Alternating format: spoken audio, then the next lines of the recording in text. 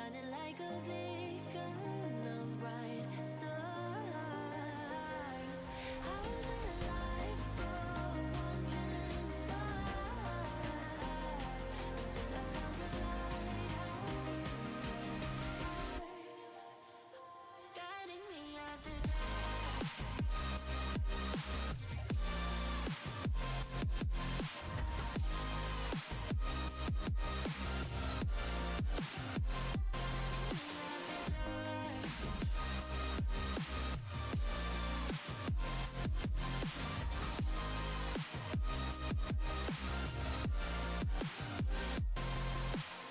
when I'm scared, I send a flare and you're here in a flash.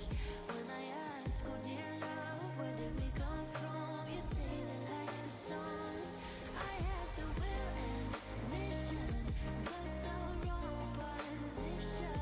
I was open, praying for a sign until I found a lighthouse in your heart, shining like a beacon of bright stars. I was alive for wandering far until I found a lighthouse guiding me out the dark.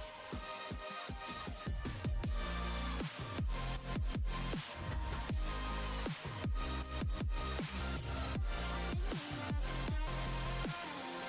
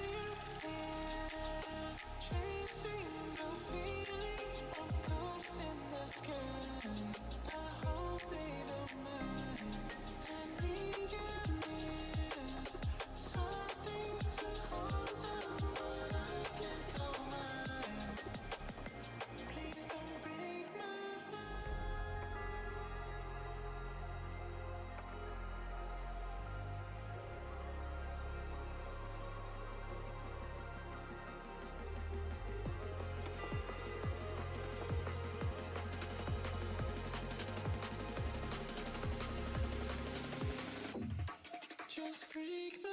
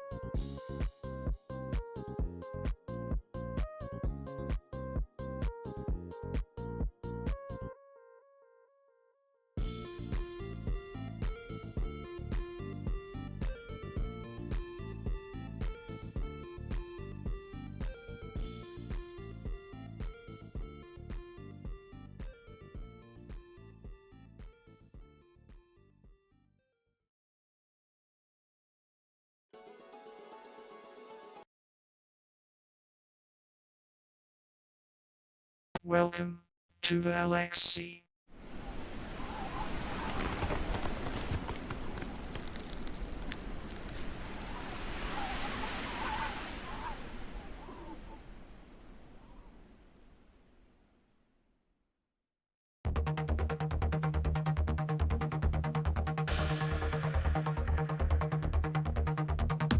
lights flashing bright, players take the stage. Iron, silver, gold. Like if I just take a look, yeah, I'm just looking at red side's. Ooh, we see the engaged Atomic forcing matters in their own hand. Toxin goes flying into the back line, but oh my goodness, a triple kill from Gragas. Started up by TD. So many ultimates were used. The MF ult going to be used. Neon Sword backs themselves into the pit. Kind of an interesting decision, but it was all a bait. Frost goes in, will find the kill, but will go down for the trouble. A nice Jinx ultimate does hit multiple members. I am Atomic. This is a split fight, but I don't think it matters. TD has all the tools in the world to secure themselves a skirmish win. Complex going to chase down Gragas. Meanwhile, the hook does come through. Atomic chasing, dragging it out. Toxin does flash forward, but now Atomic has to be careful. Urmeshi doesn't have the ultimate available, so will go down. This is a shutdown for Toxin. Fight for both of these teams, but it looks like with a nice ultimate from dragging it out, will it go to Contingent Purple's way? The answer is no. Complex is on the back line. Vayne has been unlocked. That's a triple kill for Vayne. Making it a quadra. The penta is right there. They can taste it. But Urameshi says, no, you don't get those for free. We need to win the game. We need to win the game. So they're going to go to Baron instead. Yeah. Going the wrong way, but this is going to be 2 kills. Actually, Complex able to get out with a nice little ultimate. Some fancy feet, fancy footwork. The Nautilus will be stunned up. A Toxin with a nice flash means Frost goes legendary. Dragging it out is on to Frost, but it doesn't matter. This Aurora is so fed. Had the Zonyas as well. I thought this was Contingent's fight, but that's what happens when I'm thinking. Yeah, it looked like. Yeah. Toxin is here. They're going to turn on Toxin. This is a split fight. Dragging it out. They need to go ult on top of Complex, but the ult from Mirameshi means that Complex is in a 1v1 situation, just getting free stacks onto the board. Going to be taken down extremely low, but now this is a 5v5. Make it 4v5. Gragas wasn't here yet. King VV getting the resets. That's 2 kills for nothing. Will it be 3? No. Oh my gosh. Yes. Yes, it will be. It will be.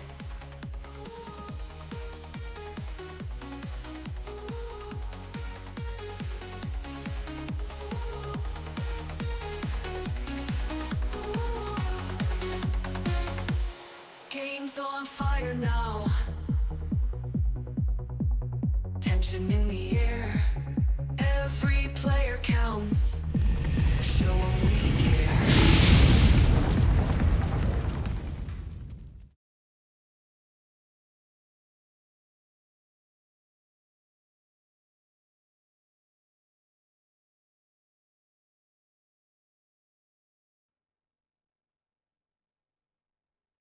Welcome everyone back to LXC. It is time for Arbiter lower bracket week number 4.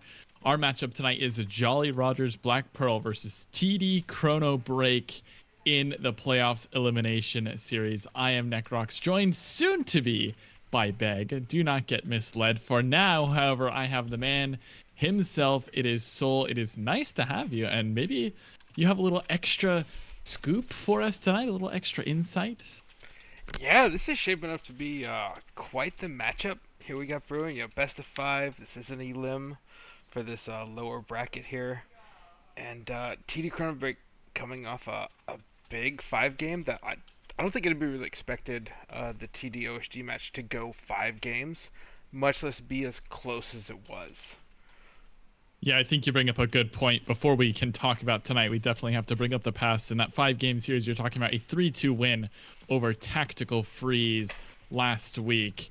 And because of their win and because of their higher seed, they will have side selection tonight. On the other side of tonight's matchup, Jolly Rogers Black Pearl, they suffered an 0-3 defeat last week versus TD Harmony. A pretty rough go around, and gonna have to turn that momentum around and maybe really reshape the way they want to focus in tonight.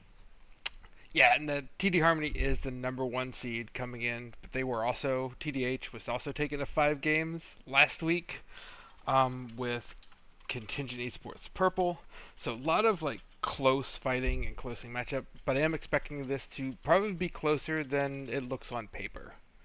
I would not count out Jolly Roger Black Pearl. I think they got some tricks in store for tonight. Okay, yeah, I'm definitely excited to see who faces Contingent Esports Purple next week. But I guess that brings us to tonight then, Soul. I would say I agree. It's going to be probably a pretty close match. These games always have a way of ending up close one way or another. And in a best of 5 series, I love to see how a series evolves over the course of a night. I mean, are we in it for the long haul? Should I set my alarm for late tomorrow morning, or is this going to be an early night for us, you think? Oh, this I think that's a 50-50 coin flip, to be very honest. It really depends if they want to give over certain things. Razor Jone for ChronoBreak is very well known. Bardo's Jungle Viego has also carried games of Split, well known. So can Jolly Roger Black Pearl play around these huge picks that have carried so many games for ChronoBreak? And what do they have in store for him? Yeah, that's interesting, and I'm really excited to see what we can get from Jolly Rogers Black Pearl as well. Chukul's a big Gangplank player, and that champion in and of itself can absolutely just turn around a series. We've seen it in international play. We've seen it in amateur leagues alike. One shot, one barrel, that's all you need, and maybe Chukels can pull that out for us at some point in the series. And a Courtlow, another player I'm going to keep my eyes on tonight. Going to need a solid performance from him. Courtlow has had some interesting series in the past, and I'm excited to see what he can bring to the table. So Courtlow not in tonight is actually going to be Creation in the Really? mid lane. Okay, well, that's important to know. I'm glad you mentioned it. Creation in the mid lane. You have any insider information about Creation, what they're bringing to the table? I don't, but Acre's only going to be missing game one. It's going to be slightly late. So Creation's new to me. That is a huge question mark. But to comment real quick on Chukels, we did see him play the Gangplank earlier in the split. Completely dominated the lane. Has been permabanned ever since. And rightfully so. I would like to see it. Yeah, I mean, of course, right? You just get terrified of it one time, and champion never sees the light of day. But I'm actually really glad you brought up Creation, because this can either start the series off really, really well for this team. I mean, if Jolly Rogers Black Pearl are able to get a win with his substitute game one, that just opens up an entire series, right? All of a sudden, drafts are thrown around. Maybe this player stays in, right? Obviously, you want to bring in your main roster, but everything gets up in the air. If you lose game one, however, I'd say, you still got something to ride on. It's all right. It wasn't our main roster. Once we get the full 5-man together, then maybe the series starts to turn around. So we'll see if they can keep it together in game one, or if things around that mid-jungle duo maybe get a little shaky. Yeah, well, teams are ready. Are you ready to start this draft here for game one? Yeah, let's do it straight in. I like it. They're just hopping right in, and we'll see what TDCB versus JRBP. You're never going to hear me do those acronyms again. That was fantastic. In draft one, immediately Seraphine going to be banned away, and the Viego you were talking about, that one's gone as well. And that Seraphine is a hot target at Sapphire Gem over there for Jolly Rogers. That's been perma banned against her most of the season. We saw it once, looked pretty good, and everybody's agreed absolutely not. Yeah, I mean, Seraphine as a champion just has a lot of power, right? Early poke, safety with the W in the later stages of the game, and that huge team fight ultimate on top of a wombo combo at this level of League of Legends is just killer. We'll see if they want to continue those kind of bans with Amumu and Seraphine both banned away. It's looking like, they don't want to have to deal with a big AoE ultis. And with that E-sub there on Creation, it is only that one ban coming out from Jolly Rogers here in this first round, so we are going to let the timer just expire rather than rerun the draft. Yeah, that would make sense, and I assume GP's going to be banned here, but instead, it is Veigar. So Gangplank will be left up here for Chukels if they decide they want to do it. Maybe an R3, possibly, just to cover off with some bans. Don't want to give away counterpick if unnecessary, but it's an interesting perspective here, leaving it up in game one. Yeah, I don't know. That's concerning, because I think Jolly Rogers is able just to blind that with how good Chukels is, to say flat out, bring whatever you want into me, I'll beat it on my Gangplank. Yeah, I mean, there is some potential just to play safe, right, even in a really tough matchup. But I think the biggest ones are the ranged matchups, right? You have to deal with things like Lucian or Gnar can be tricky, but instead just a Rumble immediately locked in. Now it's calling out Chukels, right? Exactly. Are you able to play the Gangplank? We're going to pick the Rumble. Here's our cards. Do you have the strength to beat it? I love seeing it. Just the immediate flap. We know you want the Gangplank. Come get it. And we'll see for that. That's Rel Orianna. Those big AoE ultis, Soulfire, they're just, you can ban two. You can't ban them all. Rel Orianna classic combo. Pick it up 1-2 quick. Yeah, that's a lot of pull-in ultimates. That's a little concerning to what that gets paired up with here later. Rel, nice ball delivery. So shape of that wombo combo really starting to take form. Yeah, I like it. Vi in for Rumble. That's a nice duo as well. I mean, I like the way these drafts look, and I think Beg and I last week were having some questions about the way draft was running, but I think these two teams both have a clear identity so far, and I think this game looks explosive immediately. Whoever's going to pull the trigger, it's going to find a target, and they're probably just going to pop. But we'll see what we decide to close out with here, because I think that's going to really reveal the rest of this draft. Yone makes a lot of sense. Another AD champion because of that Rumble in top lane. Do we get the GP R3? I think we have to. Yeah, I would assume it gets banned if they don't go for it here. Both mid lanes are now showing Razors. That's kind of his trademark there, and that Yone. Nice, really nice backline access here for ChronoBreak. You got that Vi, the Equalizer to come down, and the Yone.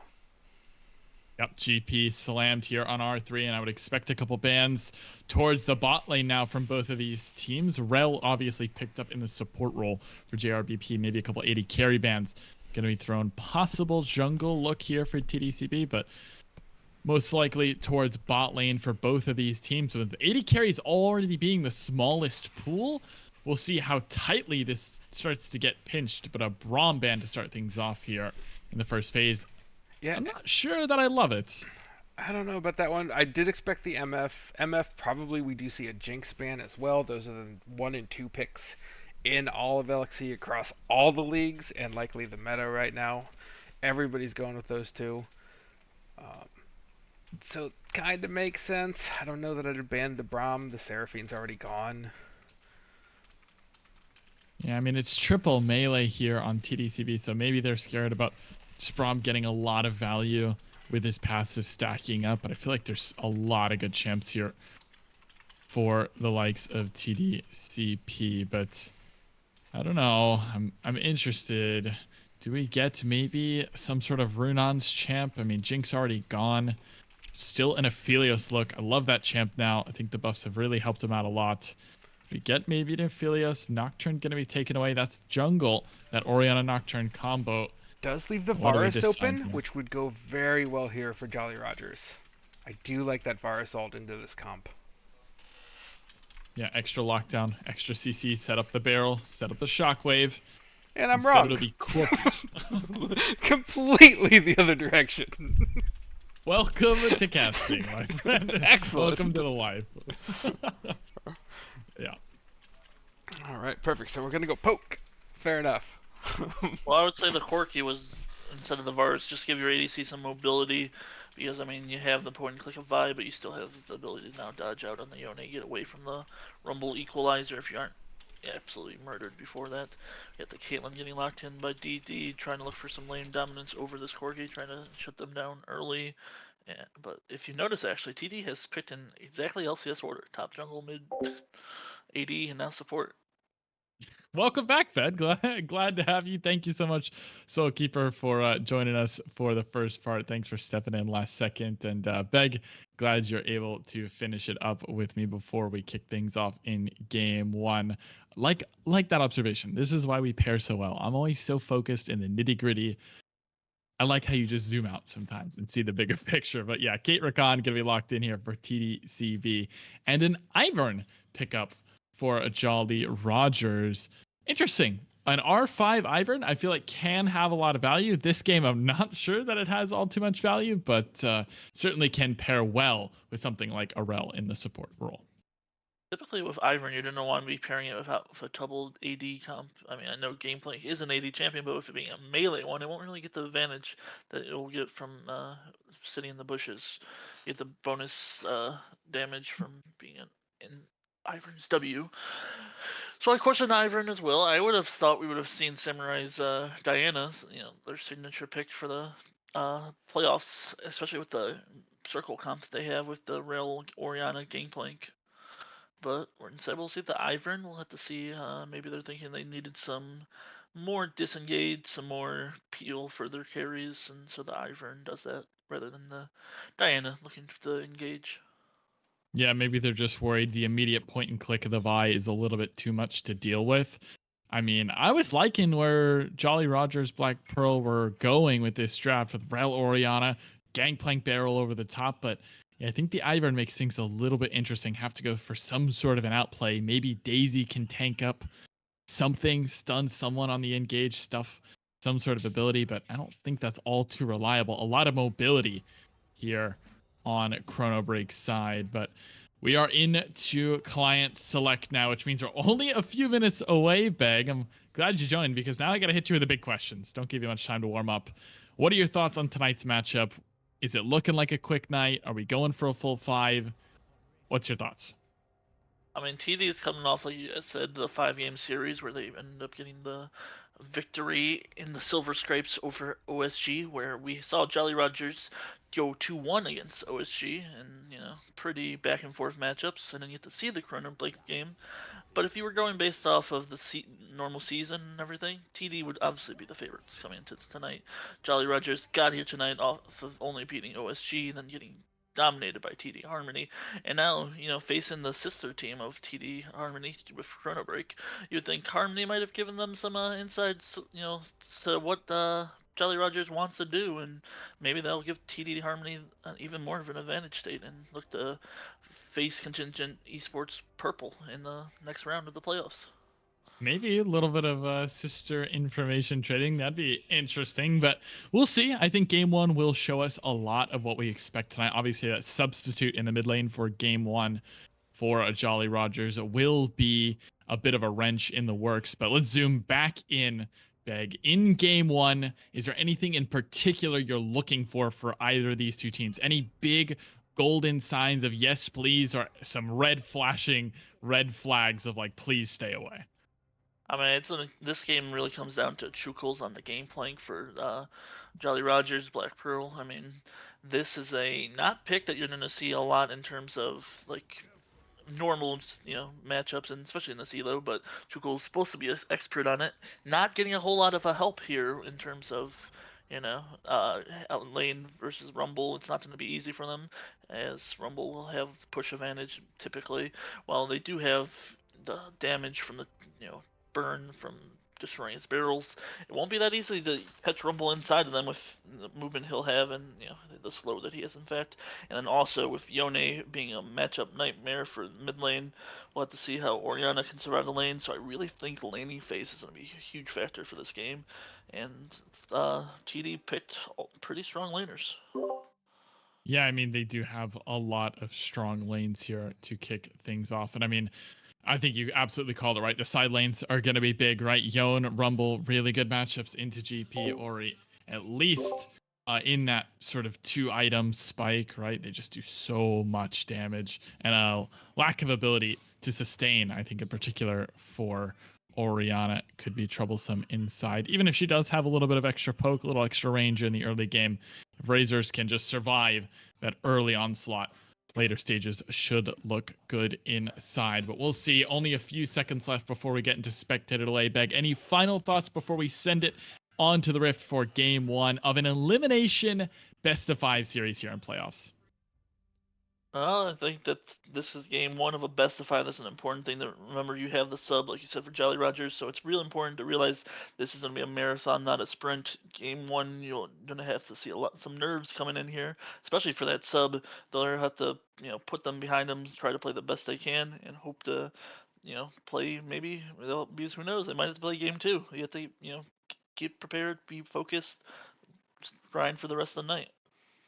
Lock in is Beg's message. I agree 100%. We will see you all soon. In just over 2.5 minutes, our spectator delay will be done and we'll be right here on the Rift for playoffs. It's elimination. Win or go home. It's as simple as that. We'll see you on the other side.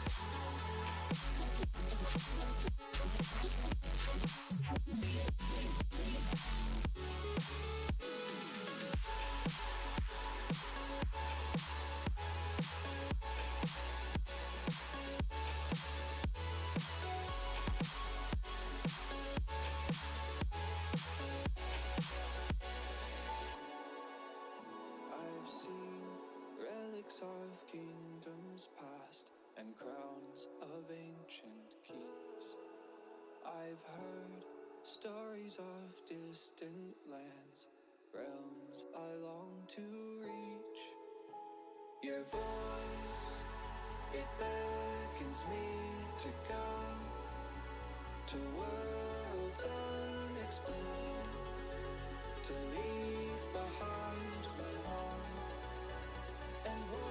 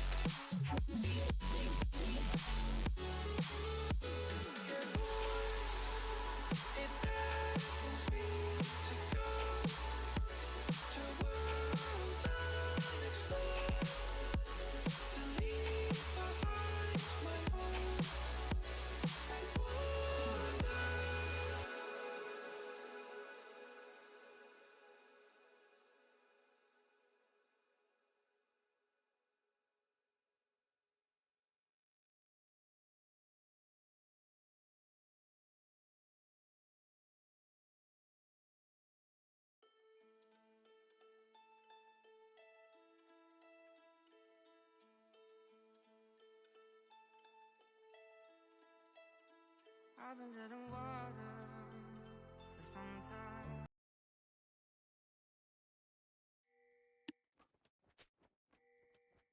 Welcome everyone to Summoner's Rift. We are ready and geared up for game number 1 between Jolly Rogers at Black Pearl and TD ChronoBreak. I am Necroc, still joined by Beg in full this time as we start our best of 5 elimination series here in Arbiter. Beg, excited to have you, man.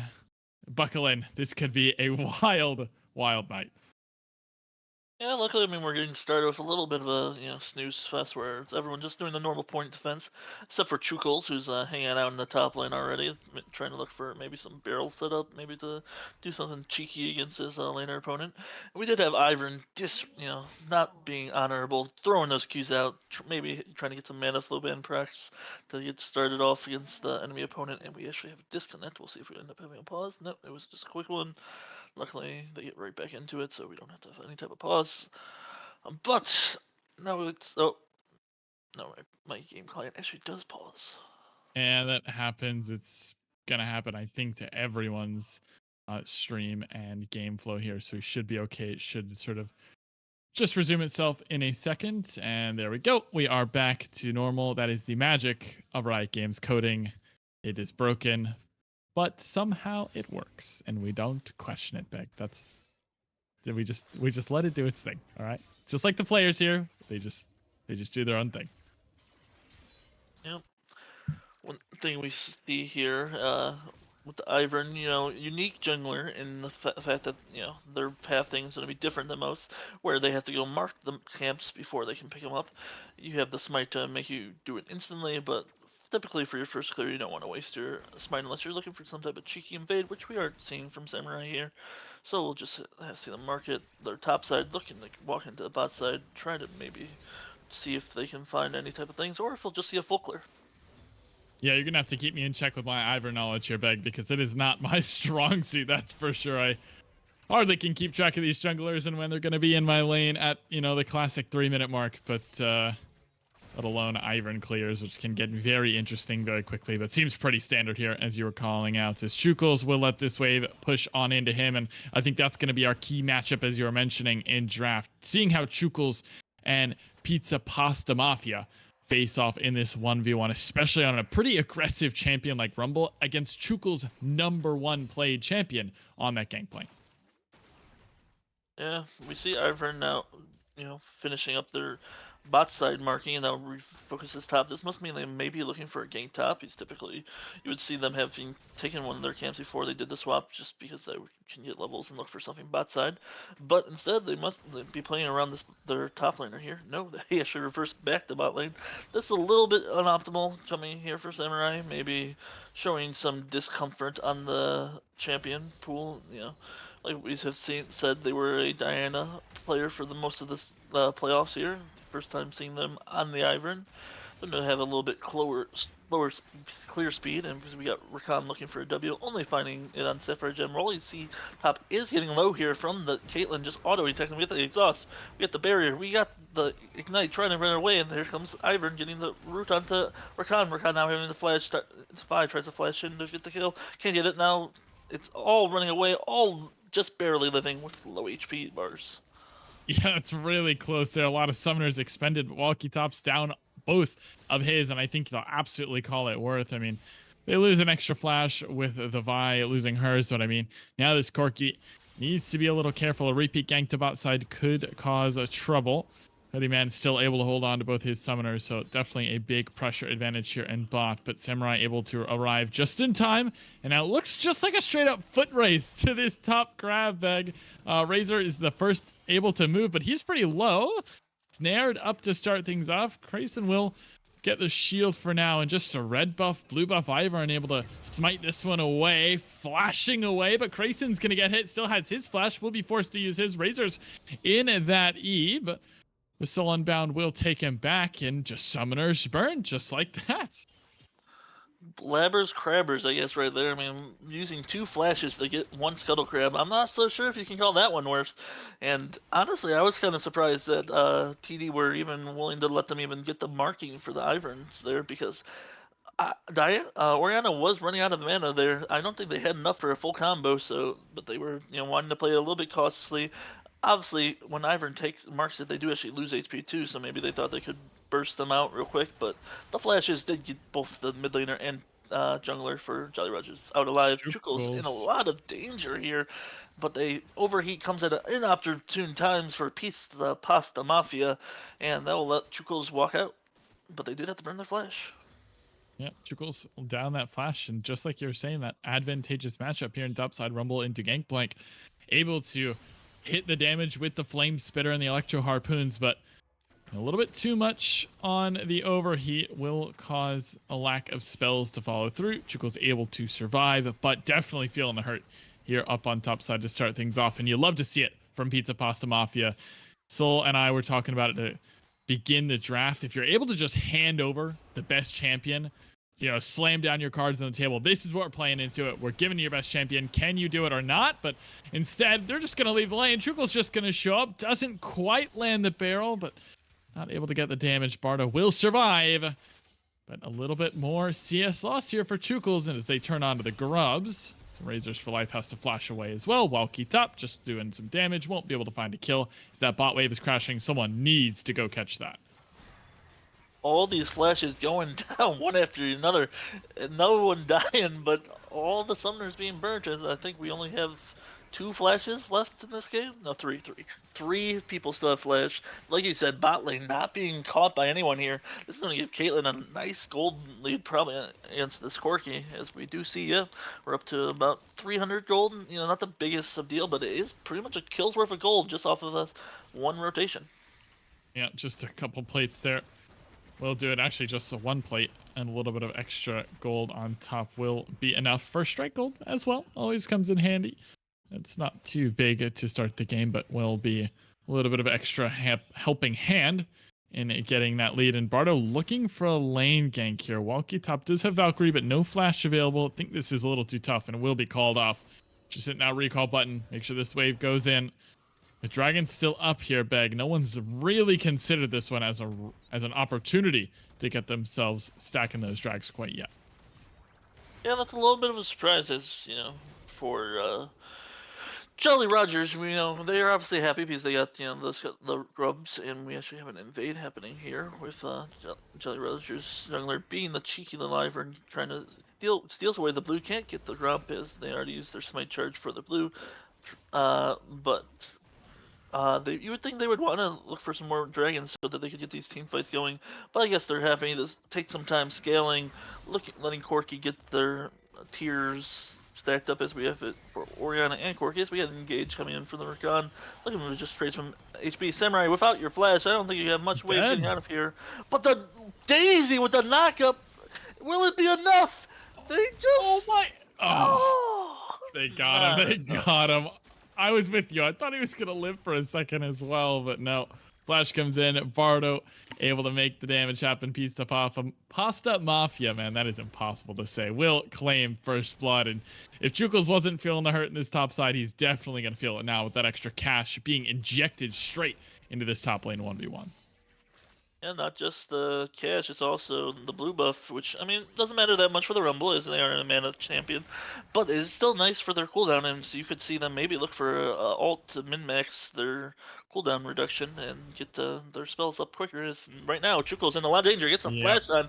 Chuko pops the ulti, pops the orange, trying to get the last damage, but the overheat, powering up those autos from the Rumble, leads to the solo bolo for Pizza Pasta Mafia. Yeah, I mean, it's just straight up disrespect, I think, from Chukels. I mean, the Rumble still has his flash, right? Didn't have to use it to secure the kill. Didn't use the ult either, right? The equalizer still there on top 1v1, so Chukels just disrespecting as Grayson having to use a shockwave to escape the mid lane play. Does get the Vi ulti for it, and now Samurai and Sapphire are looking to see if they can snag anything on the back end of this one, but Sapphire not in range to follow through on the snare, the root collar there for Samurai. So we'll just disengage and head back towards this bot side river, which again, Dragon lurking around. Yeah, I mean, with the Vialt being wasted there, I would give this advantage for Jolly Rogers for this dragon take, as they set up the Ivern W, set up so you get the bonus damage, and Vi will just have to clear her camps as they just look to concede it. The bot lane don't get Prio here, try to make them lose a wave as they actually have rotations coming down here. Razor for Life is getting engaged on, gets hit up by the Relg, and the Ivern, and it's just a free kill going in for Wallacey top. Yeah, I mean, what is Razors for Life doing there? I mean, his team is not really in a position to contest. Bardo has no ult to zero calling. There's not really a way to engage, right? Rakan at level 5 isn't the tool you want. No Vi ult, no Yon ult, so kind of just face checking, maybe seeing if the health bars are low enough, but does get punished. Sapphire doesn't even need to land the Pheromancy crash down, just takes a free kill there as Walkie snipes it with a missile barrage, and we'll just claim a little extra gold. Here's the kills now 2-1 as Pizza is the first to complete his full item. Leandri's online just past 10 minutes. Yeah, that's a big power spike for Rumble here. I mean, like you said, they also still have the ulti up and haven't used it once yet. I'm a little bit surprised by that. You'd think he would have used it at least for a wave clear, recall at some time or another. But holding on to it, now we'll have it for this Grubs fight, as it looks like we are going to have rotations coming from both teams. Strukel's a little bit later as trying to catch the wave, and maybe have a fight coming for it. We'll have to see.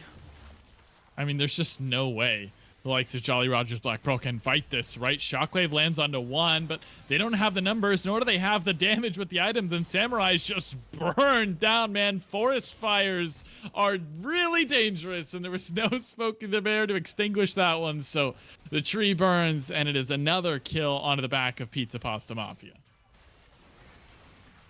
Yeah, I mean, right there, just a little bit disrespecting, walking up, thinking they could maybe sneak away with one, steal it, just so they don't get the 3 grubs in the stacks for,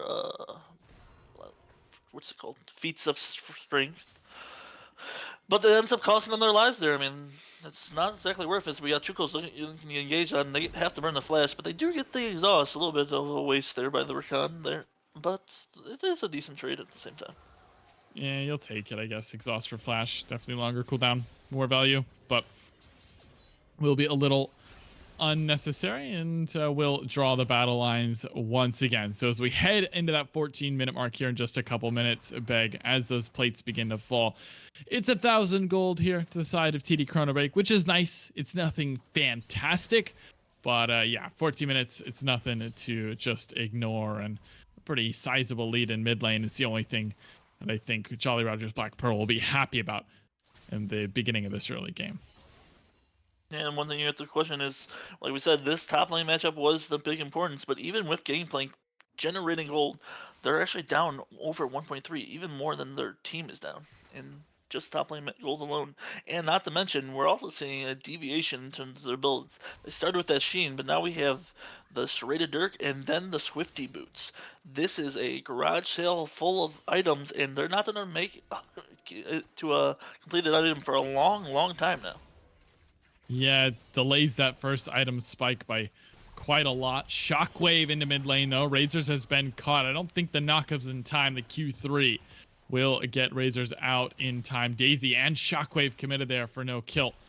But I think the important part of what you're talking about, Beg, is a matchup that already wasn't going very well, now invested into these early laning items like a Serrated Dirk and a Sheen at different times. I think it just hurts you even more. I don't think it's actually going to be helpful. Yeah, I mean, Truco's known for their game plank, but and so they felt the need to take the throwdown with it not being banned against them. But maybe TD has the secret tech. Maybe the sisters team said maybe the game plank ain't that scary as we get a little engage onto Bardo, but they just queue out Sapphire Gem looking for the re-engage. They invest the game plank ulti just to get absolutely nothing. This is gonna make Truco's lane even harder. Yeah, it just, again, there's no follow-up, right? You use the Daisy. Daisy's already in Tribrush, and then Sapphire crashes down, so all the CC is gone. You have nothing else. Orianna's sitting mid, doesn't have Shockwave anyway. Walkie's not providing anything other than damage, so it just doesn't seem very coordinated, and I feel like another dad ulti for Chukos goes to the wayside, and will not have that one for Dragon here in 50 seconds. Not sure that they would want to contest anyway at this point in the game with Orianna sitting on a uncompleted Archangels, but Grayson will deal with the Fate Sealed just fine. As I say it, is Sapphire trying to look for it. Doesn't really get the combo maybe she was looking for as Walkie continuing with that Conqueror to trade. Hoodie, you got to be careful, man. This is a fully stacked Conqueror. Corki and Walkie top just turns on the gun and absolutely mows him down. Right there is the confidence from the hubris of the fact that they had the completed collector, thinking they would be able to get that extra gold, leads to death, and now we're leading to a lot of fights. There's a shutdown on the Corki, a death onto the Orianna, and a lot of silly plays happening. Yeah, just blood's being spilled everywhere. I think in the end, it is a 2-for-1 trade as Walkie does go down. Bardo able to finish off that kill with the flash. That one going to be not available, but shouldn't really matter as death timers are long enough at this point. Dragon will be secured. Going to even out that Dragon score 1-1. So not a bad look here, at least in terms of early game for TD. ChronoBreak able to win out on that top side with another kill as well. Finally, that equalizer being used, and Grayson will lose his life. We're starting to see first completed items coming for pretty much everybody. Like you said, we have that now fully stacked Seraphs, that Trinity Force, that Zeke's Convergence for the Rel. We got the Redemption for Ivor, and we got the already well completed a long time ago. Leandre's for Rumble, the Eclipse for Vi, the Bork for Yone, and the Collector for Caitlyn as we had Sapphire Gem trying to cuss out Razor, but they ended up just Q3ing out as they are looking to finish off this Rift Herald. Okay. Helium Bamboo is level 7, so does have a quick engage here if they wanted to, but with Hoodie Man being so far away from this fight, they're just going to call it off, give over that Rift Herald. Samurai will pick up that objective, and maybe a little bit of a late rotation. I would have liked to see Hoodie just stay towards bot side. Again, do that Caitlyn tech, right? Just stay in the lane. Keep pushing. Take plates, take turrets, take gold all for yourself. Instead, we'll swap on over to mid here as Samurai hovers with this Herald, thinking about trying to open up this mid tier 1. But I think there's enough resources here to try and stop that play, so Samurai will retreat. Yeah, I mean, it just shows they weren't coordinated enough to get to the plays as, even though they are ahead in gold, I would say Jolly Rogers has been the first two objectives, first of making things happen. Some have been a little bit, overzealous and, been punished. But a lot have been fine as we has Razor looking for the ulti, looking for a trade onto the Orianna, but the Redemption gets the HP pretty much right back to where it was. And now without that Yone ulti, they'll have to be a little bit more scared as they face off against the Orianna in the side lane. Yeah, Shockwave's still available for Grayson, and Now, that man immune, or not a man immune, excuse me, Seraphs is complete, but Krazen will immediately lose it as a lot of damage pours over from Razors. That Bork Yon is a huge one-item power spike. The sticking potential with the movement speed slow from Bork, with the extra movement speed from that Soul Unbound can really make those trades and the long extended trades be dangerous for Razors. And so, let's get a better advantage over Krazen inside, but shouldn't mean all too much for now. Probably looking at another 2.5 minutes before we see any major 5v5 fight. But even then, Beg, if these teams want to, they can just relax, trade it on over. It's only second dragon. I think we got a dive coming towards topside, or at least one sniffed out. Speaking of chilling out, I mean, who do you think actually has the scaling here? It's an interesting game state and interesting team comps as we have Razor getting engaged on by Samurai, by Krasis, and again the Gangplank ulti, but yet again it looks like it's just going to be another ulti spent for nothing. Yeah, at least they get the flash there from Razors, but not able to find a full kill. Helium is hovering this dive. This could be a really good bait, but need that Yon ult to really make the damage stick, so won't be able to find it quite yet.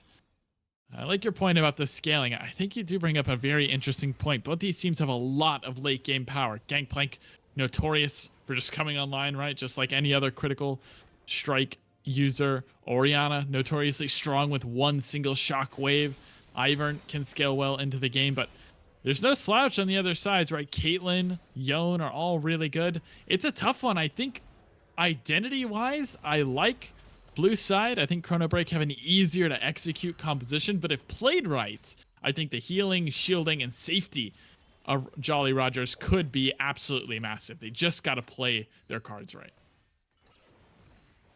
Yeah, we'll have to see if they can do that, as right now they haven't had the strongest early game, but the thing is they didn't get gold on top of their main carry with all the tops on this Corki. They have 3 kills, they have the tier stackings, we have Engage coming onto the Ivern, and there's a little bit of a uh-oh by Hoodie Man, and it's gonna maybe cost them their lives. It does, but it ends up going over the Sapphire Gem on the rill. Yeah, double misclicks, I think. Net backwards, then you're getting confused where your mouse is, and the flash comes out. It's also the wrong direction. You get all sorts of turned around. It happens. You know, you're just so locked in trying to make sure you don't misplay that you're almost too locked in and you start fumbling your keys. Hoodie Man, it's all right, but that probably will mean Dragon here to the side of Jolly Rogers as they look to swarm this bot side with vision. But Hoodie is up in 3, so they don't get the vision now. They don't get the priority. This could be dangerous. Helium did use his flash earlier, so he's going to have to run away. Walkie Top continuing this trade onto Pizza, who will have to retreat as well. So Daisy used, a lot of damage in, but not necessarily objective secured here yet as Dragon begins to spawn. I would honestly say TD is now in the advantage state for this Dragon, as the mana is going to be a huge problem for Jolly Rogers Black Pearl, but we have Engage coming in from the Rakan, looking to find it. It's an ulti onto 2, getting a lot of damage, but not able to finish it off. We do have a TP coming in. This might be a dangerous TP for Pizza Pasta Masa, but they will find it, get out fine, as we have an Engage coming onto Sapphire Gem, who will be shut down.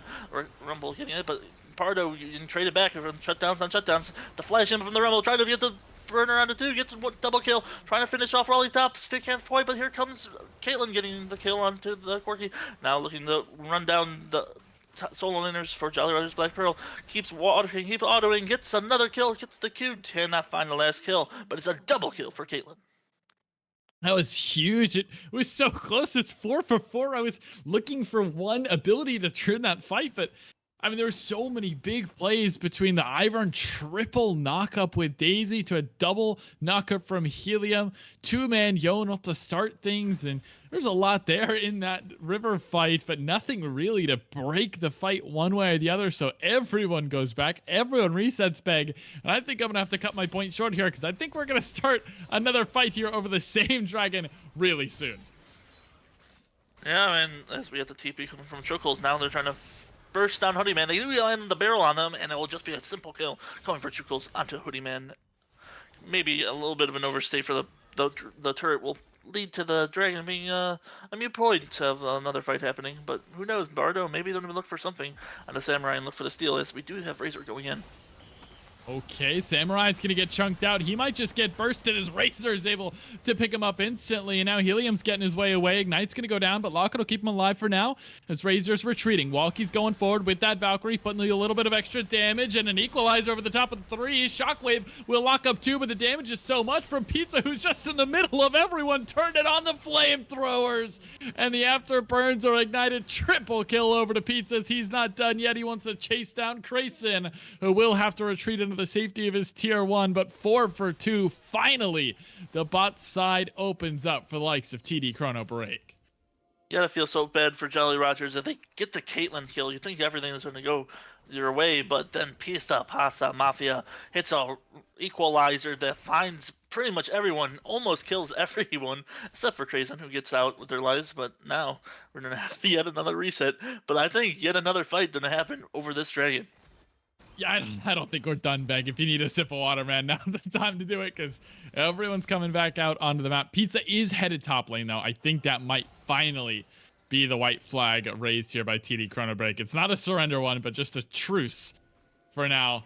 Well, just kidding. They're going to send Razors up who still doesn't have TP, so maybe they want to fight this, but maybe a little bit of macro for once.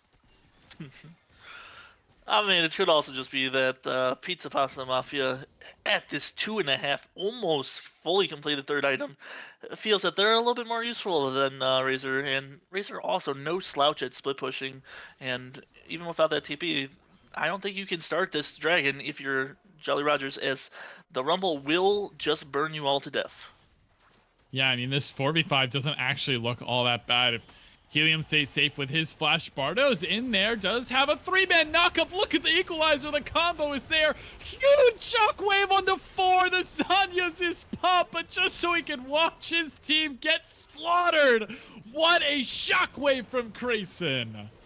The sub coming in clutch turns a fight that looked disastrously for Jolly Rogers into a wipe, a 1-for-4 wipe. Now we do have the turrets going down for TD as they are, split pushing. Nate did get some gold back for their team, but you would have to say, taking the best out of a bad situation, getting some big kills.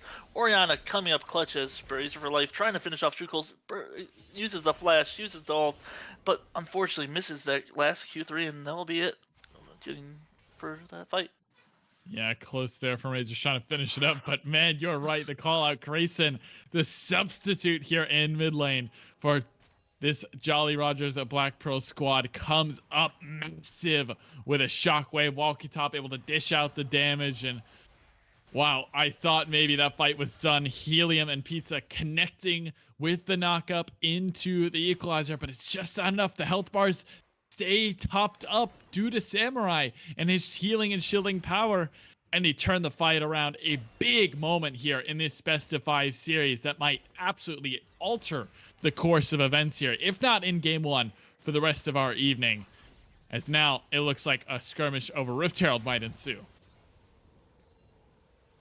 One thing that it looks at, maybe we'll have to hold it off, as Pizza Pasta Mafia looking to fight the 1v1, the 2 carries of the team game, fighting it out, and it will be a 1-for-1 honorable kill going over as Grayson kills off Pizza Pasta Mafia, but the Rumble with the equalizer finishes off post-mortem.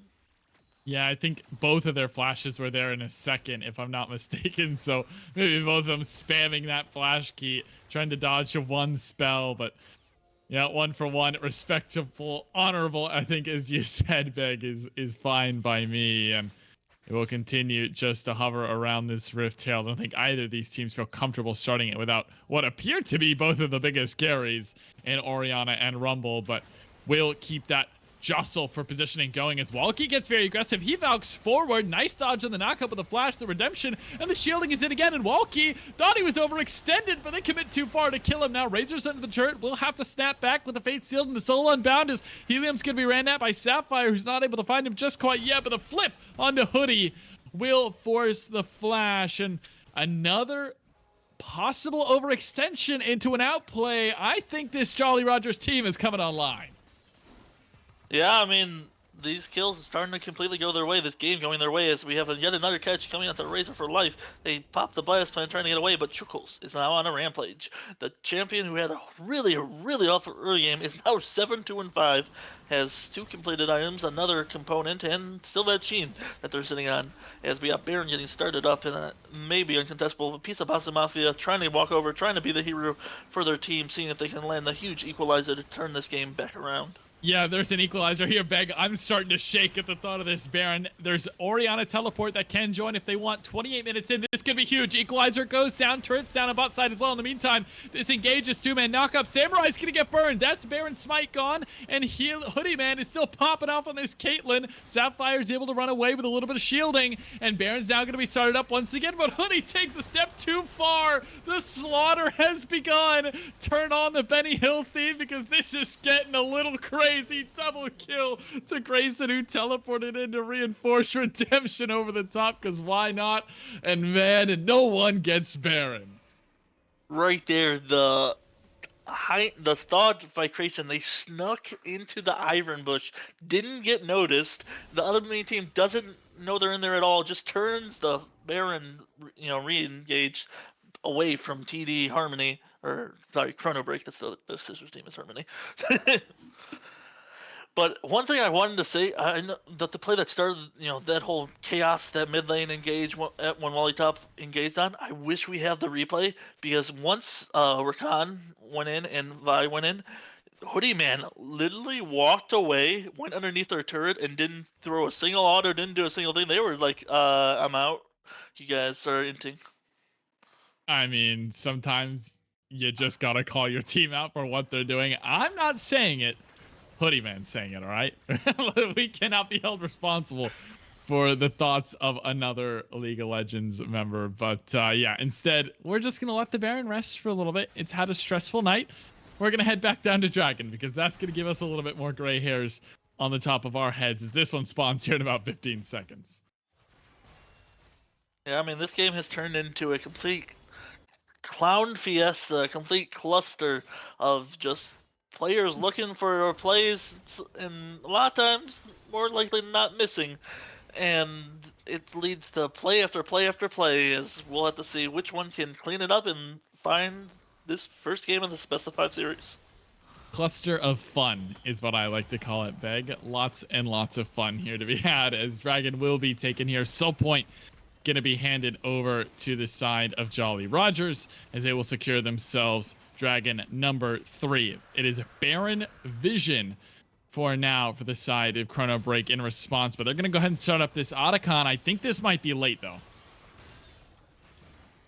Pasta Mafia trying to play bodyguard, trying to play bouncer for it, and like you said, I don't think they have the clear speed. They plop the ulti onto Pasta Mafia. Rel looking for the engage onto him, maybe can't find it, but they do get the stun, but it's just a little bit too far. They have to be real careful in this corridor, as it's a Rumble's dream to fight here, as they just walk away. They take the free objective and they be looking for some mid turrets.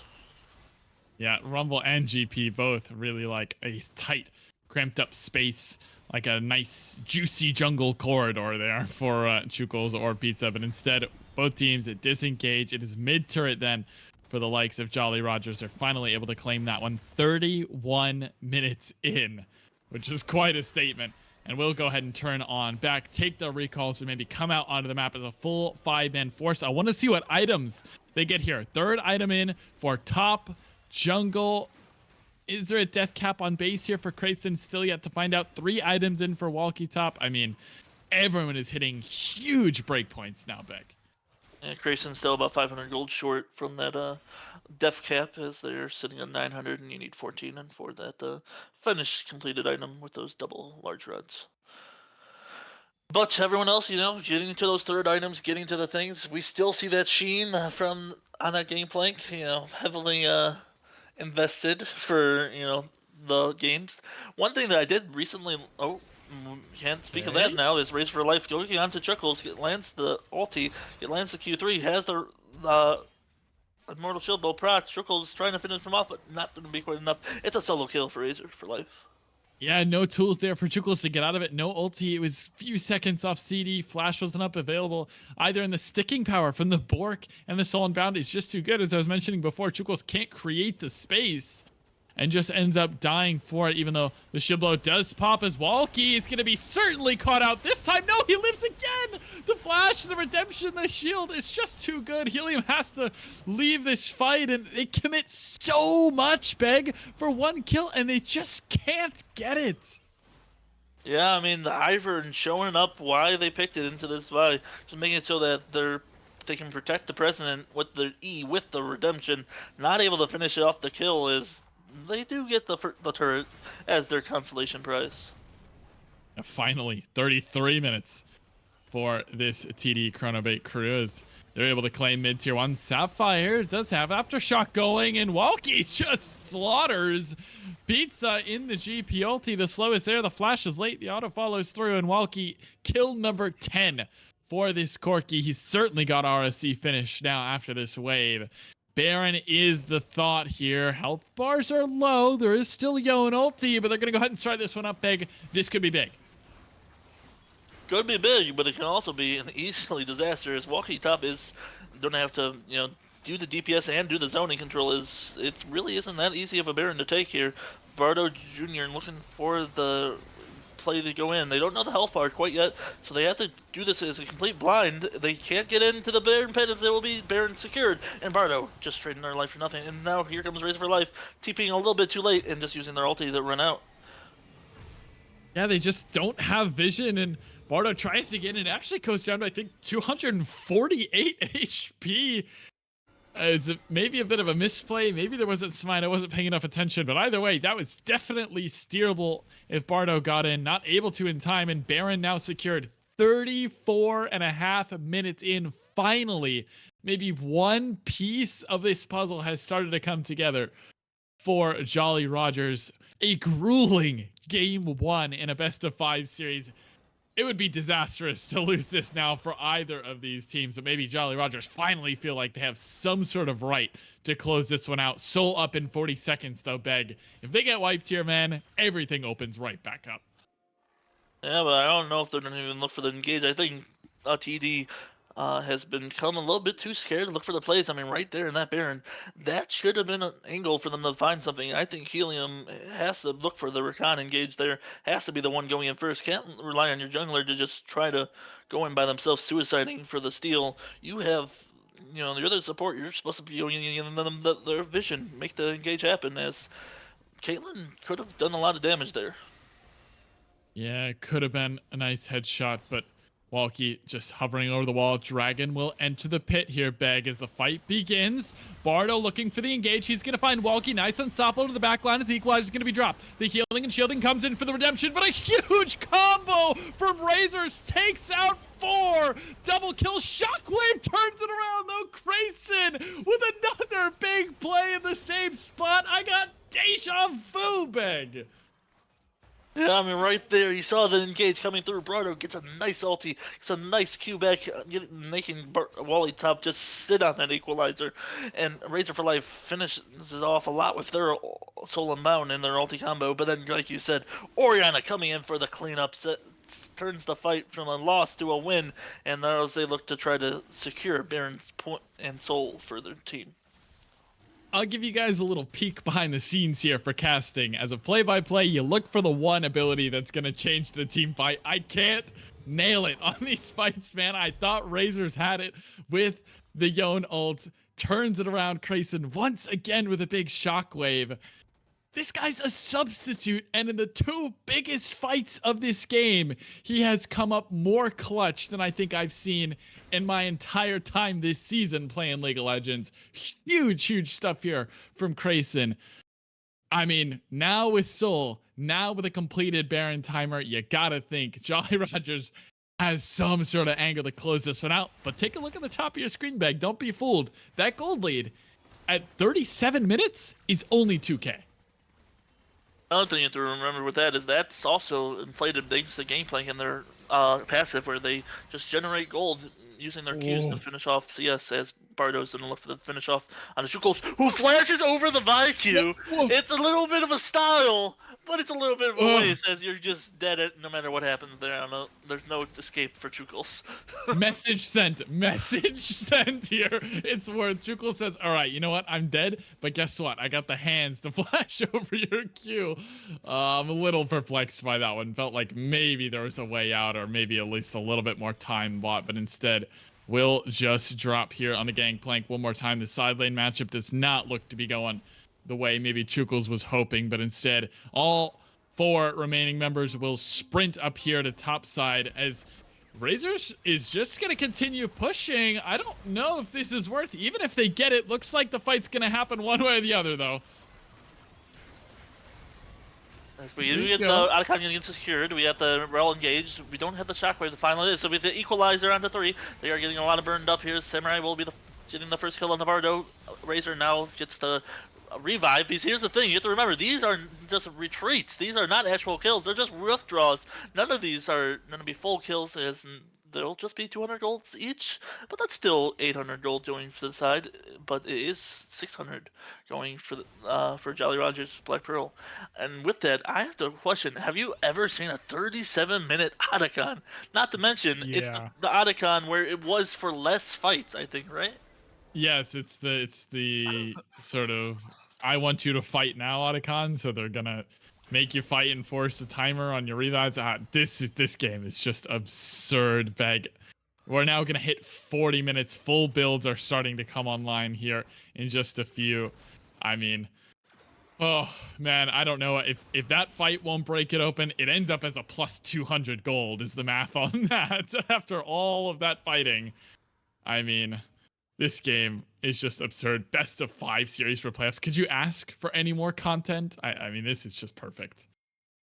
Yeah, right now I'm doing the who has the Gathering Storm check, and right now the only one that has it, and the person with the 200 IQ, Hoodie Man.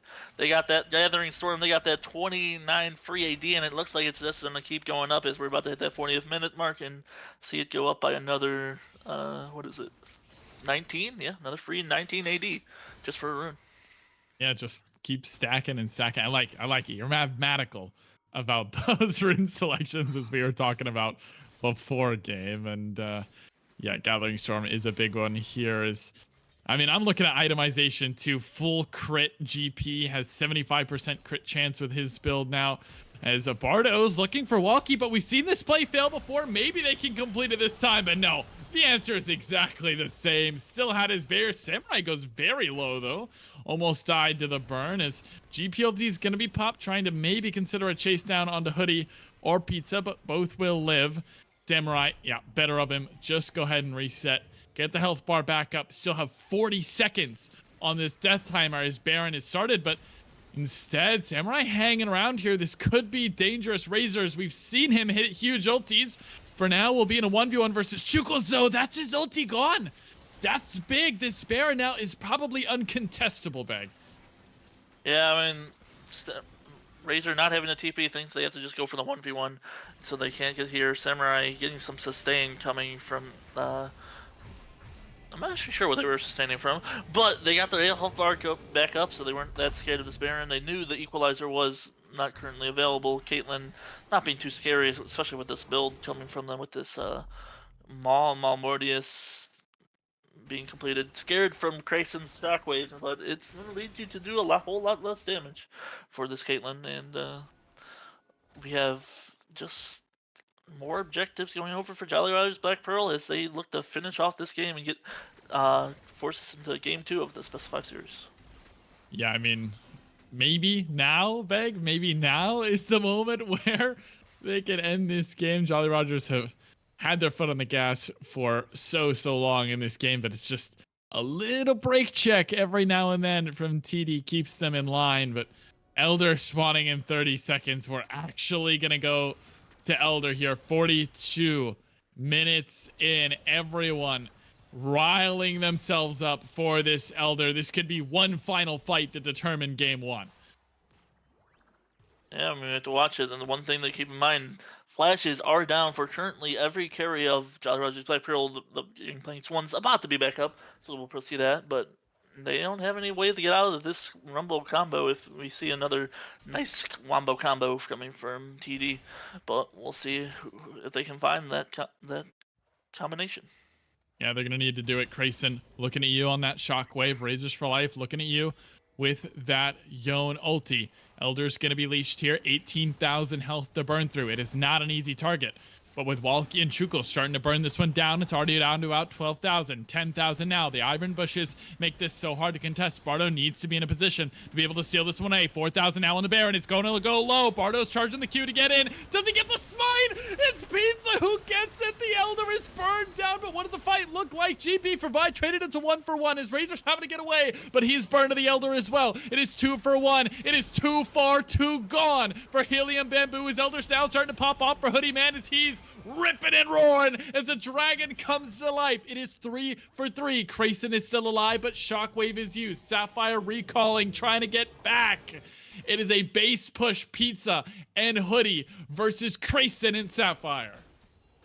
Pizza Pasta Mafia coming up clutch with the Elder Steel, showing that they have been the true carry of this game and looking to take TD Harmony into the first victory of this best of 5 series. Grayson trying to do something, trying to stop the top laner in ADC. They do a lot of damage. Hoodie Man has to be careful, uses the flash to get away from the shockwave, and they get the shutdown from the ace in a hole, but they will be traded back with Sapphire Gem finishing off Pizza Pasta Mafia. It's 1-for-1, Beck. I mean, what is going on in this game? 44 minutes in, Hoodie has to burn his flash so he doesn't get hit by another Grayson shockwave. He's the only one still with Elder.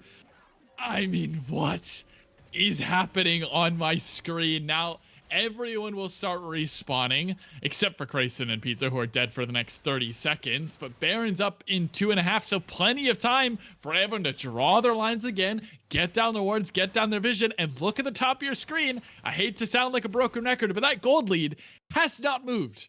It is 1,000 gold, not even, separating two teams. This is as close as things get. Only the Infernal Soul is the real game changer here for Jolly Rogers. I mean, you can look at that gold lead and realize it don't matter no more. As almost everyone is at fully completed items. We got the game playing. We got the Rumble. Actually, no, the Rumble's not fully completed. But we got Caitlyn fully completed. We have the supports pseudo fully completed. As we do see Rel going for an extra item, but the Rakan holding onto that control word slot. As we got Razor for life in danger, pops the ulti to run away. It doesn't look like Sapphire Gem wants to concede, but they do retreat back, not having vision of anyone else currently. Hoodie Man doing all ace in the hole, doing a lot of damage on the Grayson. They still have the Elder buff. They get the knockup on the Grayson, but no one's there. They didn't keep going. They can keep walking forward. Now they're far overextended. Hoodie Man trying to make them run away, playing forward, but now they're a little bit separated thanks to a GP ulti, but looks like no one gonna finally engage. Everyone's just gonna reset.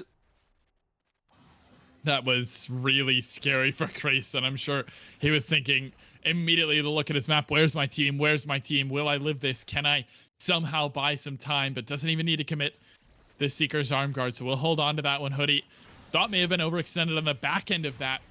Thought maybe Sapphire, she was going to look for an engage here on to Hoodie after a possible overextension with no flash. But instead, we'll just play it safe. 46 minutes in to this game one, Beg. I mean, either one of these teams, I feel like either one, if they win this game, comes with such a huge rush of momentum and adrenaline. Game two feels so much more relaxed after, I'm sure all these players' hands are starting to shake. Everyone's starting to dance around in their seat thinking, am I going to be the one to make the play, or am I going to fumble the bag here in this best of 5 elimination series? And if you're the person who fumbles, you're the person who gets caught, it's disastrous for your mental. It will be as if you let your whole team down. You played 15 minutes. You did all this thing for absolutely nothing just to get caught out. It could make someone completely shut down for the rest of the series. So you're going to have to be smart. You're going to have to play safe. But will that lead to some plays that could have been found, not be committed to? As we have Sapphire Gem looking for the engage, goes on top, but fails the W over the wall. Yeah, not enough. No flash there to close the gap and maybe clear the wall. So we'll just wait for a little bit longer. Bot wave is being the crash, and Walkie will have to go and respond. But with Walkie going to respond, then it's immediate turn into Baron. This one's going down. Samurai does not have his flash, but he does have a root caller over the wall. 4K, 3K. Is he going to take it over? Smite is not in time. Samurai will drop. It is 1 kill and Baron. 47 minutes in. Death timer is over a minute, Beg. Yeah, and they don't even commit to rotating down to stop Razor, who gets to push out, get that inhib tower, and now they're looking at Razor for life. They're going to have to send it hard. Chukos looks for the barrel combo, but fails the barrels to connect and just lets Razor for life walk away, but they're not going to walk away for long. They're going to keep charging up their Q, looking for some type of play. They're looking for the Q on the Chukos. They find it. They find the ulti on the Chukos. Already used the orange. Has to just try to do damage back, but they won't have enough as Razor for life slays Chukos. But he goes down. Chukos goes down thanks to the burn and the collector. Holy. It's enough. The Serpents, I think, is actually a really good buy there between the Yone W shield and the shield bow both being popped. Serpents, I think, got a lot of value. I mean, it's already done 2K this game in entirety, so 1 for 1 on the bot side is definitely worth against Baron. But now the problem is the Siege. Hoodie, Caitlyn, full build in a siege situation is so dangerous. Inhibitor number 1 gonna be taken down. Is there an engage here before inhibitor number 2? Hoodie does have double summoners. Keep your eyes on these 80 carries. Caitlyn is so big at this point in the game, but we will just retreat once again. 49 minutes in is when this Elder will touch down. Elder number 2 in this best of 5 game 1. This is only the beginning of the series. I am shocked to my core right there that Sapphire Gems did not just flash Q onto that Vi Caitlyn. The Vi used her Q to create some space, so she had no way of canceling it. You had Corki right next to you. That would have been the game. That would have been the play. But Sapphire Gem didn't see the angle, didn't see the thing. We have Razor for life saying, "Screw team fighting. I'm just TPing and trying to force the end." Wally top has to flash to try to get away from Bardo. They are just going to lose their life bar, but they do have a GA, and now they're looking for the re-engage. Rakan going into the whole team. They have the equalizer and the Grayson, who has to look for the huge shockwave. They can't find it yet. They have to flash out. Sapphire Gem all left alone. They do trade back, and here comes Crucials, who's now here trying to find some kills. Gets on the Hoodie Man, but not quite enough. It's a double kill for Pizza Pasta Mafia. It's a 3 for 1. And here comes Praise for Life trying to find Samurai, just not willing to try to trade it. And it's an ace! It's the game! It's the game 1 going to TD ChronoBreak. I can't believe it. I mean, Razor's teleported topside saying, we can't win this fight. We just gotta go side, but they win it anyway. A massive play there. Finally, the game is broken open, and it's not by who you thought it was gonna be. It is TD ChronoBreak taking game number 1 over 50 minutes. Game number 1. Finally, Hoodie will put the autos into the Nexus. It is best of 5, win or go home, and that's how we're starting the night.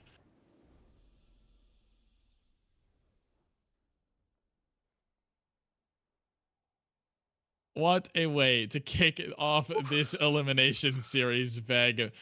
I mean, whew, I'm going to need a water break. I think the players are going to need to, get up, shake things out, because 50 minutes in, I mean, I don't know if it goes any harder than that. What a barn burner. Yeah, looking at those damage numbers, we saw Pizza Pasta Mafia popping off on the Rumble, doing 74,000, leading the game. But as well as the top came in second with 62,000, doing a lot of damage. As it was really just the Rumble doing the most for them, as the rest of their team being quite behind. And so you look at the Vi, almost losing to an Ivern. Maybe we'll have to see a little bit of adjustment for that, as they thought the Vi with the lockdown would be enough. But a lot of times we just saw them overextend, die, trying to finish off all top. And maybe we'll see some draft adjustments as we go into game 2. But like you said, a huge win, a huge momentum shift. We'll see if they can keep it going into game 2 of this best of 5 series. Like you said, winner continues, loser ends their season tonight. Yeah, I mean, definitely going to have some draft implications, mental implications, momentum implications, and probably some bracket implications after that sort of a game 1. We'll be right back to break it all down and kick it off here for game number 2. We'll be back in just a minute. We'll see you then.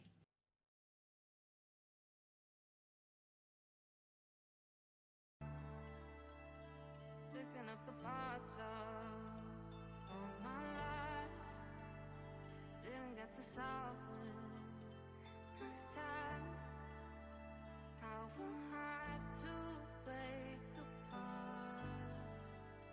Don't tell me why we can't collide. Nowhere to run, nowhere to hide. Don't you feel it? On the break of dawn, I'll follow you to carry on. On the break of dawn, follow you to carry on. Till the break of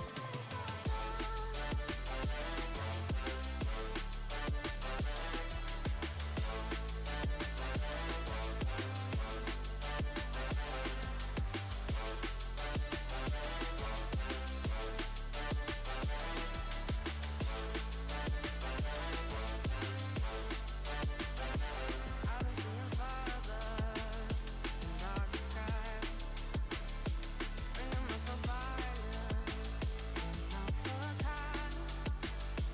Follow my heart, tonight. Show you how I play my part. Ghosts in the night don't justify the love we lost, the love we hide. Don't you feel it? Don't you feel it? On the break of dawn, I follow you to carry on. On the break of dawn, I'll follow you to carry on.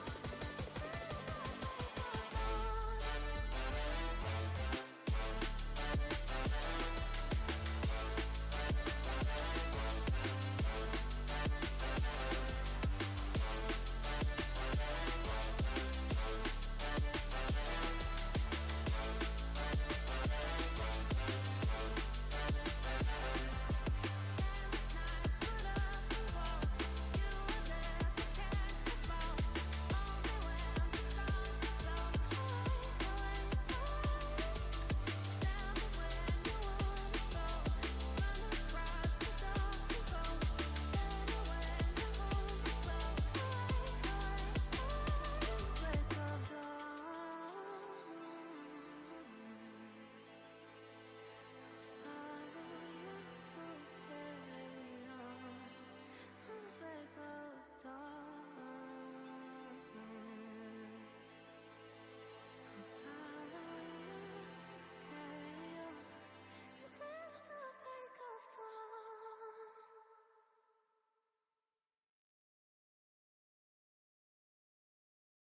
I feel the gravity pull and it keeps me away.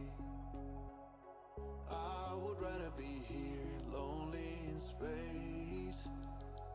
I've made up my mind, I just wanna be free. I live my own life in a new galaxy.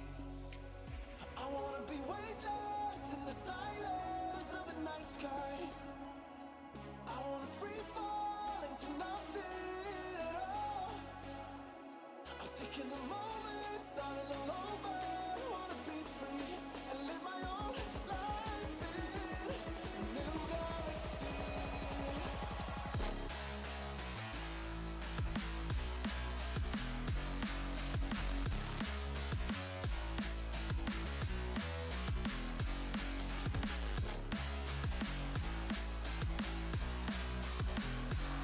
And live my own life in a new galaxy.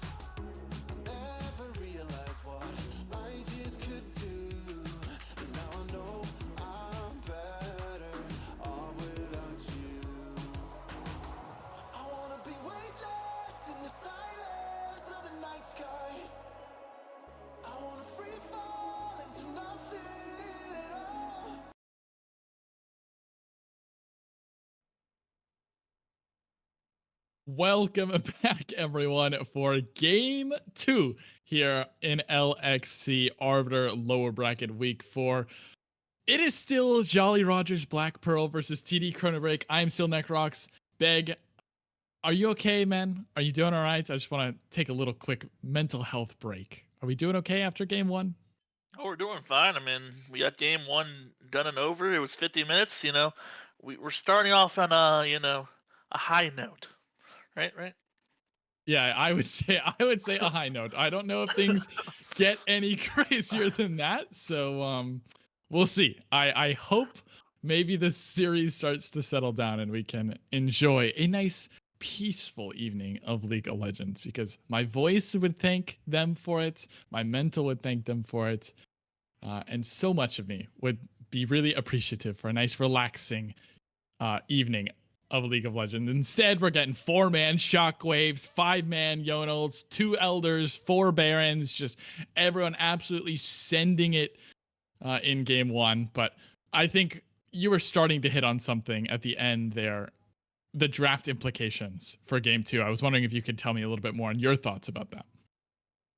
I mean, I think it's a little bit of, you have to see a little bit of shift for TD Harmony in the sense that I think you shift off the Vi maybe, even though it's a great, neutral pitch, but you saw that Ivern there. You either have to ban it or you switch your picks. And then for uh, Black Pearl, while we saw some great later stage plays for Chukels, maybe you put the game plank back to the sides, let Chukels play something a little bit more early game prevalent so that they can match up against Pizza Pasta Mafia, who proved to be the carry for TD ChronoBreak. Yeah, and I just want to repeat something you said at the end of game 1. If your brain was too fried to really digest the information Beg was saying earlier, he had the most damage in the game on Gank or on Rumble. Like in a 50-minute game, obviously you drop the equalizer, it's going to do a lot of damage, right? But that's still really impressive considering the carries that were in that game. So really well done to Pizza, and the laning phase in particular was really, really strong from him. Solo killing Chukels on his number 1 pick on the Gangplank. And no shade to Chukels. I think he played a very good game, able to pull off a clutch 1v1 later in the side 1v1 versus Yon, which that matchup is notoriously difficult to deal with. Obviously, when the Yon hits his spikes, he is just real dangerous. So Chukels, I think, played well, but Pizza certainly got the best of him. And for the rest of the map, man, there's so much to talk about, whether it's Vi, whether it's what we're doing on these supports, where we're engaging, when we're engaging. I mean, where do you want to go next, Beg? What's your next thing that's burning in your brain? I mean, one thing that has to be mentioned is the fact that we are indeed seeing the sub back.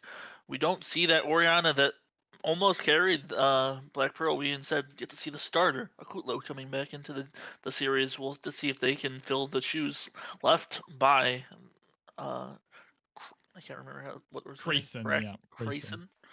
Yeah, I As believe they came in and almost put the team on their back. Yeah, I mean, at least certainly did for a couple of those fights. And Grayson, yeah, you're right, will not be joining us for game 2. It will be a Courtlow back here, and he was a player I was interested in watching at the beginning of this series, and now his debut, at least in this best of 5, will happen shortly as we're waiting for a little bit of client issues to resolve themselves before we hop into draft. We'll keep you all updated with that and where we're headed here in a few minutes, but we talked a little bit post-game, Beg, about the engages and the engage timings here. Maybe seeing some plays, maybe the players weren't, or maybe it's nerves. What do you think is causing this sort of disconnect between the players and what could be some game-winning opportunities? Like I said, I mean, the longer that game went, the more it became of the you don't want to be the one that screws up, that costs your team that all that time, all that effort, all that play. It just makes you want to play more safe when there was opportunities to be had that could have been game changing, that could have led your team to victory, but instead you wanted to play it a little bit safe and trying to trust that you would find the moments later on, and it just doesn't always work out that way. All right, just as a quick update here, we're going to head on over to a different lobby. It seems this one appears to be a little buggy, so we'll keep you guys updated as we try to fix this as soon as possible. So I appreciate the patience as we try to resolve some technical issues. As we found out, the code is not always the best here in League of Legends, but listen, we make do with what we can as we all try to quickly file in and get this in line. And yeah, I think you're right. It's all about nerves there at the end, right? You don't want to be the one that makes the fail flash. You don't want to be the one to put your neck on the line and then get it severed off. But hey, listen, you can also make yourself a hero out of it. And I think Grayson did exactly that. If that's all we're going to see of him tonight, I mean, he's going down in my book as MVP for game 1. Yeah, certainly for Black Pearl. I mean, Wally Tops did a lot of damage there, did a lot of work. In fact, baited the enemy team into a lot of bad plays. But Grayson was the one who found the shockwaves that turned fights around and led them to winning plays that just looked disastrous for them. But I'm not so sure if I can give the whole MVP because Pizza Pasta Mafia coming up with the game-winning plays, coming up with the solo kills, coming with the equalizer on top of so many, doing 74,000 damage, the most by a wide margin. I would have to give the MVP to them. Yeah, we can have our differences. I know you're a top lane stan, Beg, so I'll let it slide. Yeah, I think you're right though. I mean, definitely the early game performance for sure for Pizza against Shukel's Gangplank. Again, can't be overstated how well that laning phase was played, but looks like we're starting to get things sorted here for game number 2 here as we get ready for draft here in just a couple minutes. Beg, I want to talk about the jungle here. You said you wanted to see a swap off Vi.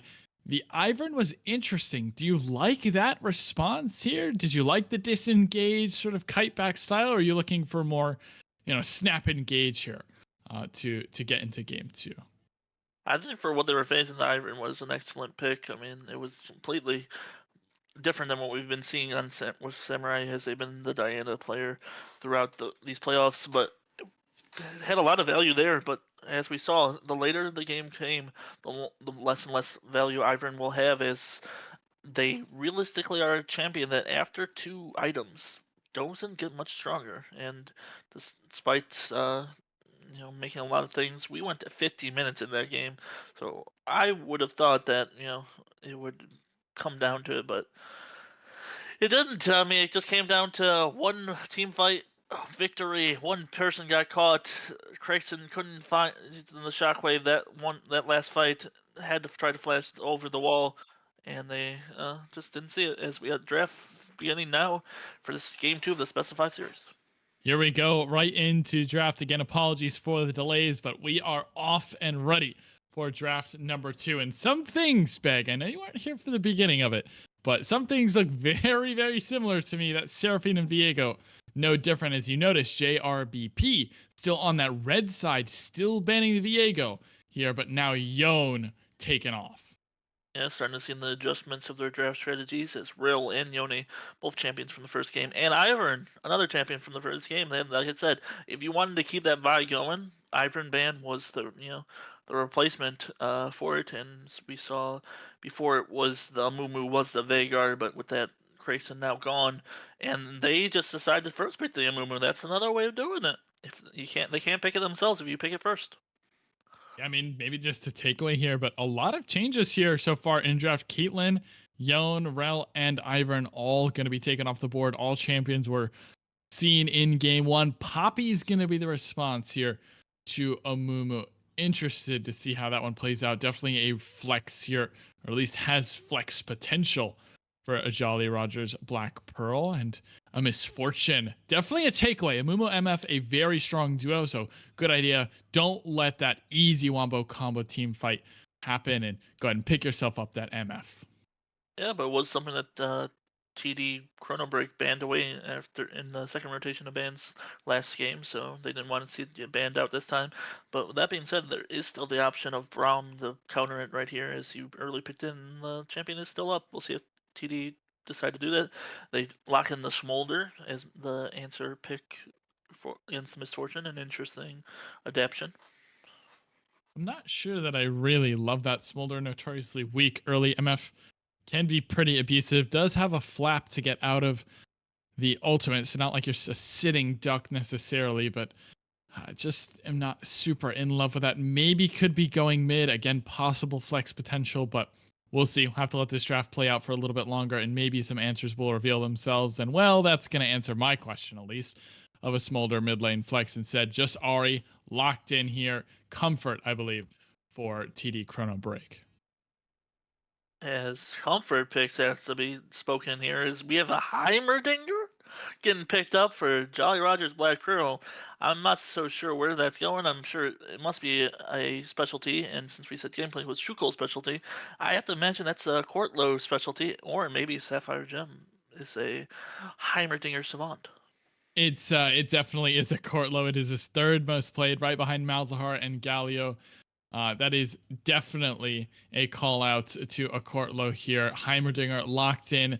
Decent matchup into the Ahri, right? You can pop the turret, you can block the charm, and she will never get a move timer in mid. That's the big one, right? Shoving this Ahri in. Don't let her around the map. Don't let her help fight in these skirmishes with her resets on her ulti. Just keep her shoved under, and she is much worse as a champion. So we'll head into phase 2 here of bans. Rumble, Gwen, top lane focus here for Jolly Rogers, as Lulu going to target Sapphire Gem here in the support role.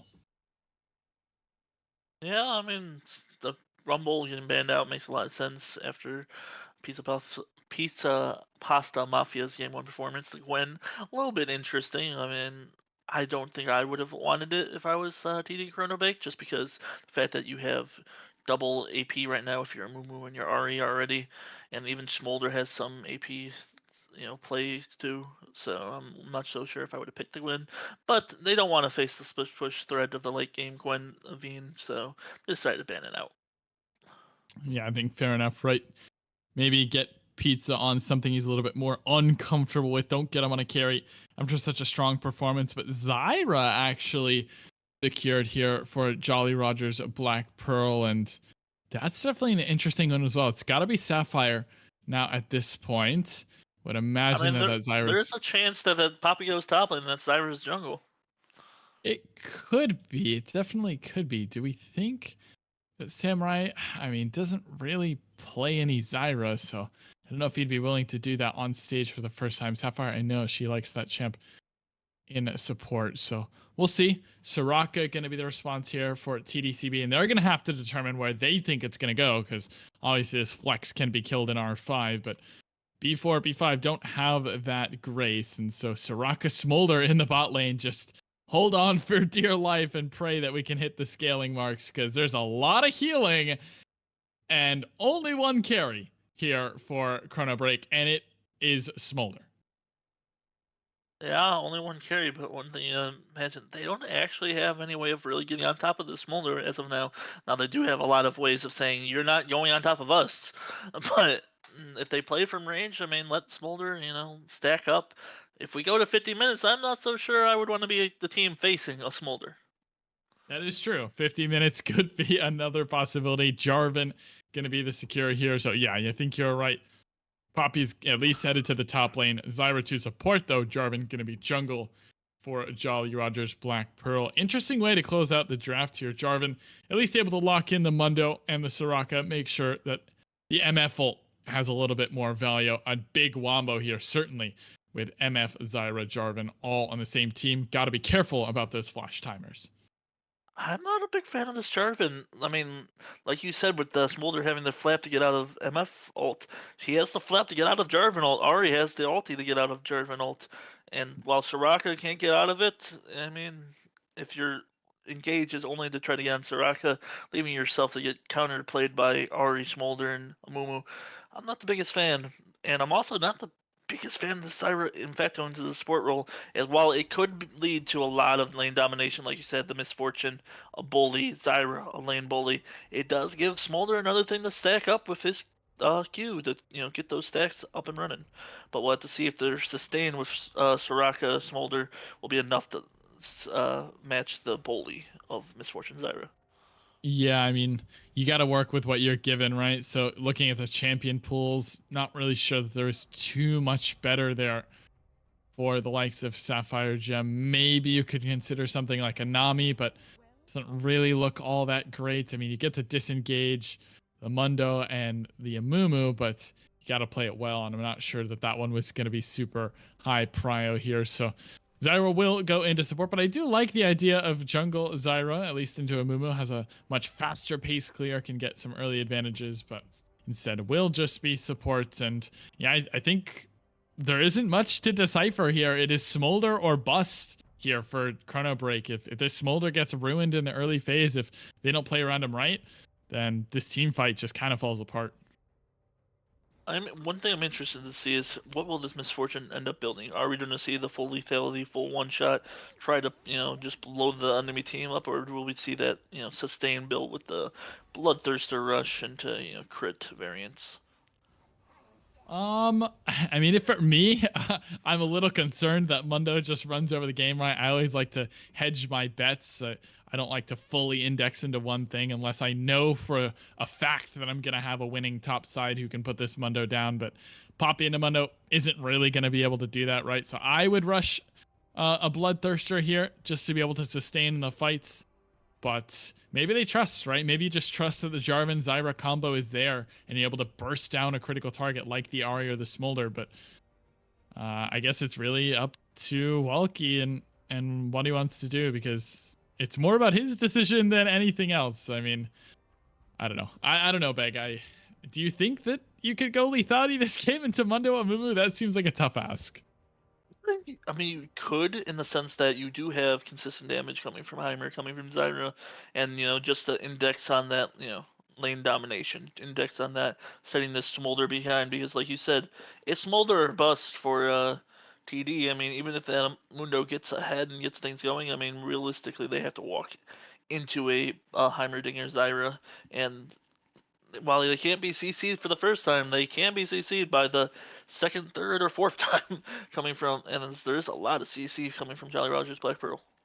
Yeah, there definitely is a lot of layers to their team fight and a pretty one-dimensional look here for ChronoBreak. Well, a quick reminder, if you were here in game one, it is ChronoBreak up 1-0 in the series after heroic efforts by a substitute in the mid lane, Crayson, for Jolly Rogers Black Pearl. It just was not enough. They stick to the red side, stick to what they know here in game two, and we'll see if it is enough, and we will even out the score 1-1, or if we are in for possibly a quick 2-0 lead to the best of 5 elimination series. Beg and I are going to go grab some water. We're going to take a quick break. We'll see you guys on the Rift for game 2.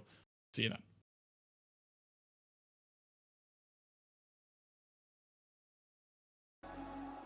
I'm taking the moment, starting all over.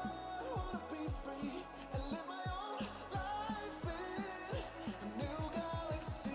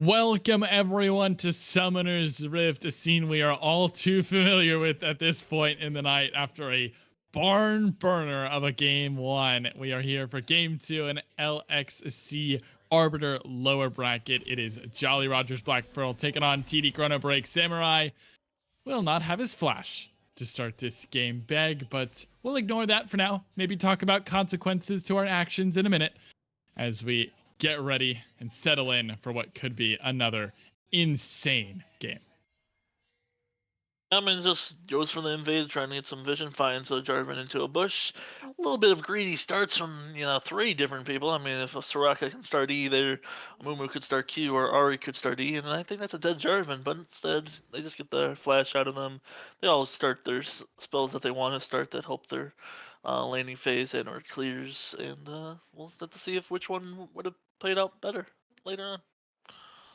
Yeah, we'll see. And we have a lot to talk about, I think, in this game, or at least in terms of what the drafts look like. It's Conquer or Heimerdinger, which you had some thoughts on, Beg. I mean, tell me, I'm not a Heimerdinger. This champion means nothing to me other than a pushing lane, so enlighten me, yes?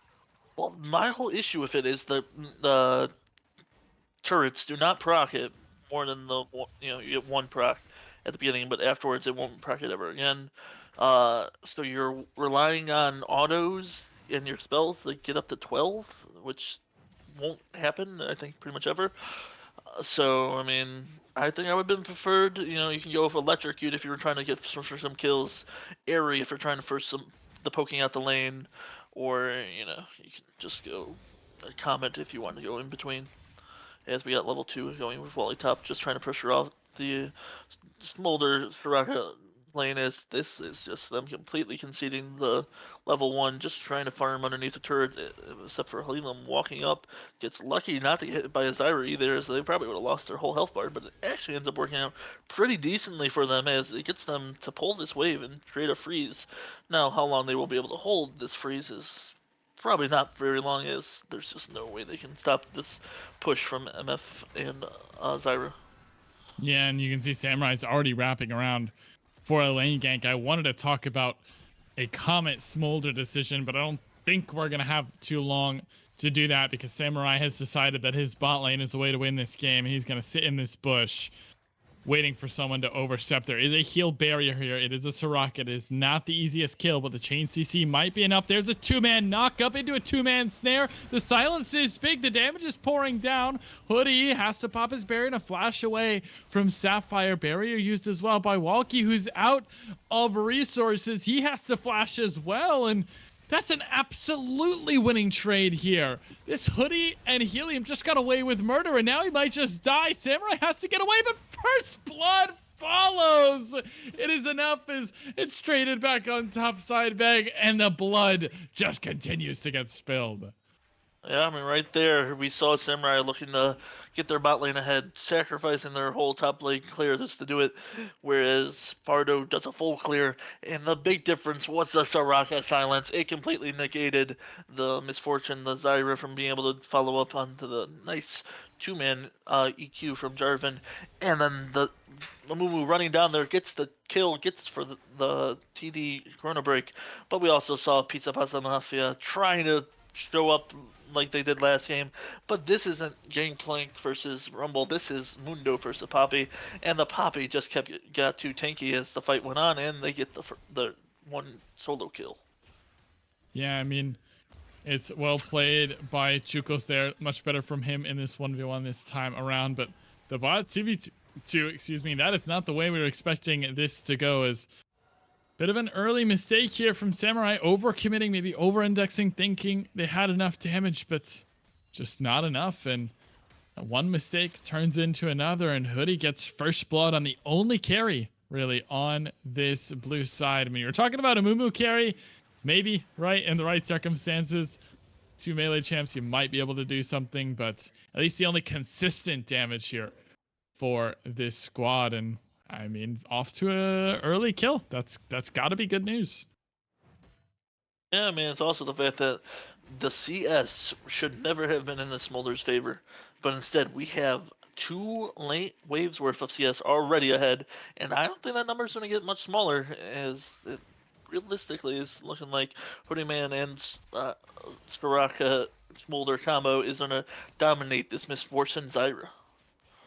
Yeah, I mean, Smolder is a champion who gets notoriously easier and easier to farm with, right? And not only that, but his stacks start to accelerate more and more the higher he goes. So it's definitely good news here for Hoodie Man, as he had maybe not the best game of his life in game number 1. A couple slight misplays here and there, walking forward at some unoptimal times, but that happens on AD carry. It's just a natural flow of the game. Sometimes you're the target, sometimes you're not, but looks just to be a quick little trade here. Dragon for Grubs to kick things off here 6 minutes in. Yeah, and I mean, to be perfectly honest, I'm favoring this for the TD ChronoBreak, as I think this game's going to come down to the team fighting. I don't think we're going to come down to the split push threat. I mean, obviously, we have the Heimerdinger, a classic annoyance of the side lane. Will they ever leave it? We don't know, but I mean, so far, I mean, I don't really know if he can actually answer up. I mean, imagine if it's just Mundo trying to answer that Heimerdinger. That man's gonna not have too much fun, as Mundo will go where he please. But we do have Samurai looking to go on to Razor, but it's not going to be the damage follow-up, and the turret does not go down. Gets hit by the charm. Courtlow actually probably losing out in terms of health bar in that 2v1. Yeah, I mean, just it's a little overzealous, right? Samurai's just maybe looking for a pass-through gank, but passing through to what, right? You're never getting the kill on Arya. At most, you're blowing her ulti. If you land the knock-up and a Heimer stun ult comes through, but that's questionable whether you're going to get her ulti or not. So not really enough there, as top lane will trade all day. Don't get baited by the low health bars. There's still biscuits to be had here for Chukels. Should be a-okay as this wave crashes. And now Bardo Jr. is headed down to the bot side of the map through bot lane. Thinking about a lane gank. He's hovering. Yeah, he will sit here. And this could be big. Amumu is not 6, though. Have to be a quick chain CC combo with flash timers down. Or just about to expire could lead to some disastrous plays going on for Jolly Roger's Black Pearl, as he'll be able to sneak into this next bush if he wants to, but looks like they'll just settle for getting their wave underneath the turret, even after negating 6, which is a little bit of a wasted opportunity. I think so. I think he could have maybe looked for the play, as you knew that while he did not have flash, as Pizza Pasta Mafia goes for the plate, goes for the demolish Brock.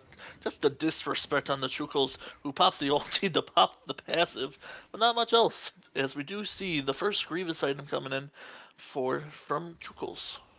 Yeah, I mean, Chukels obviously very frustrated that this Mundo just gets to walk up and hit his turret. Doesn't even need to use his ulti in response. So Chukels definitely losing out there. No longer has access to that ulti in top side. So maybe not going as well as Chukels would have liked after a first kill. But as you said, that Grievous item should help out at least a little bit. But Poppy probably not wanting to index too much into some AD this game. So we'll see how the build sort of evolves over time here for Chukels.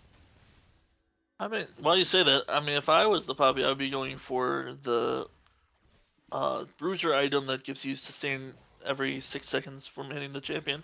It is a lot of health in this Mundo matchup, but it doesn't actually look like we're seeing that, as we have the tier going into probably the Fimbulwinter, would be my guess, but we'll see what Chukels end up indenting into, but that'd be my guess with that tier being purchased early.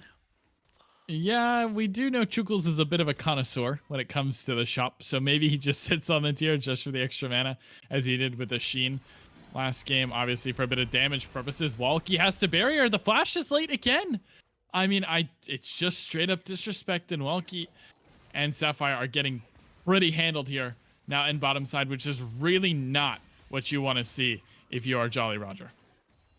Yeah, I mean, Hoodie Man took game 1 disrespect and decided that they'll just show them on a hard matchup. Gets a lot of help coming from their jungler and the enemy jungler going to plays, but now that 14 CS lead, we're at 30 now. Oh, sorry, 21. It just keeps going up by matters of 7.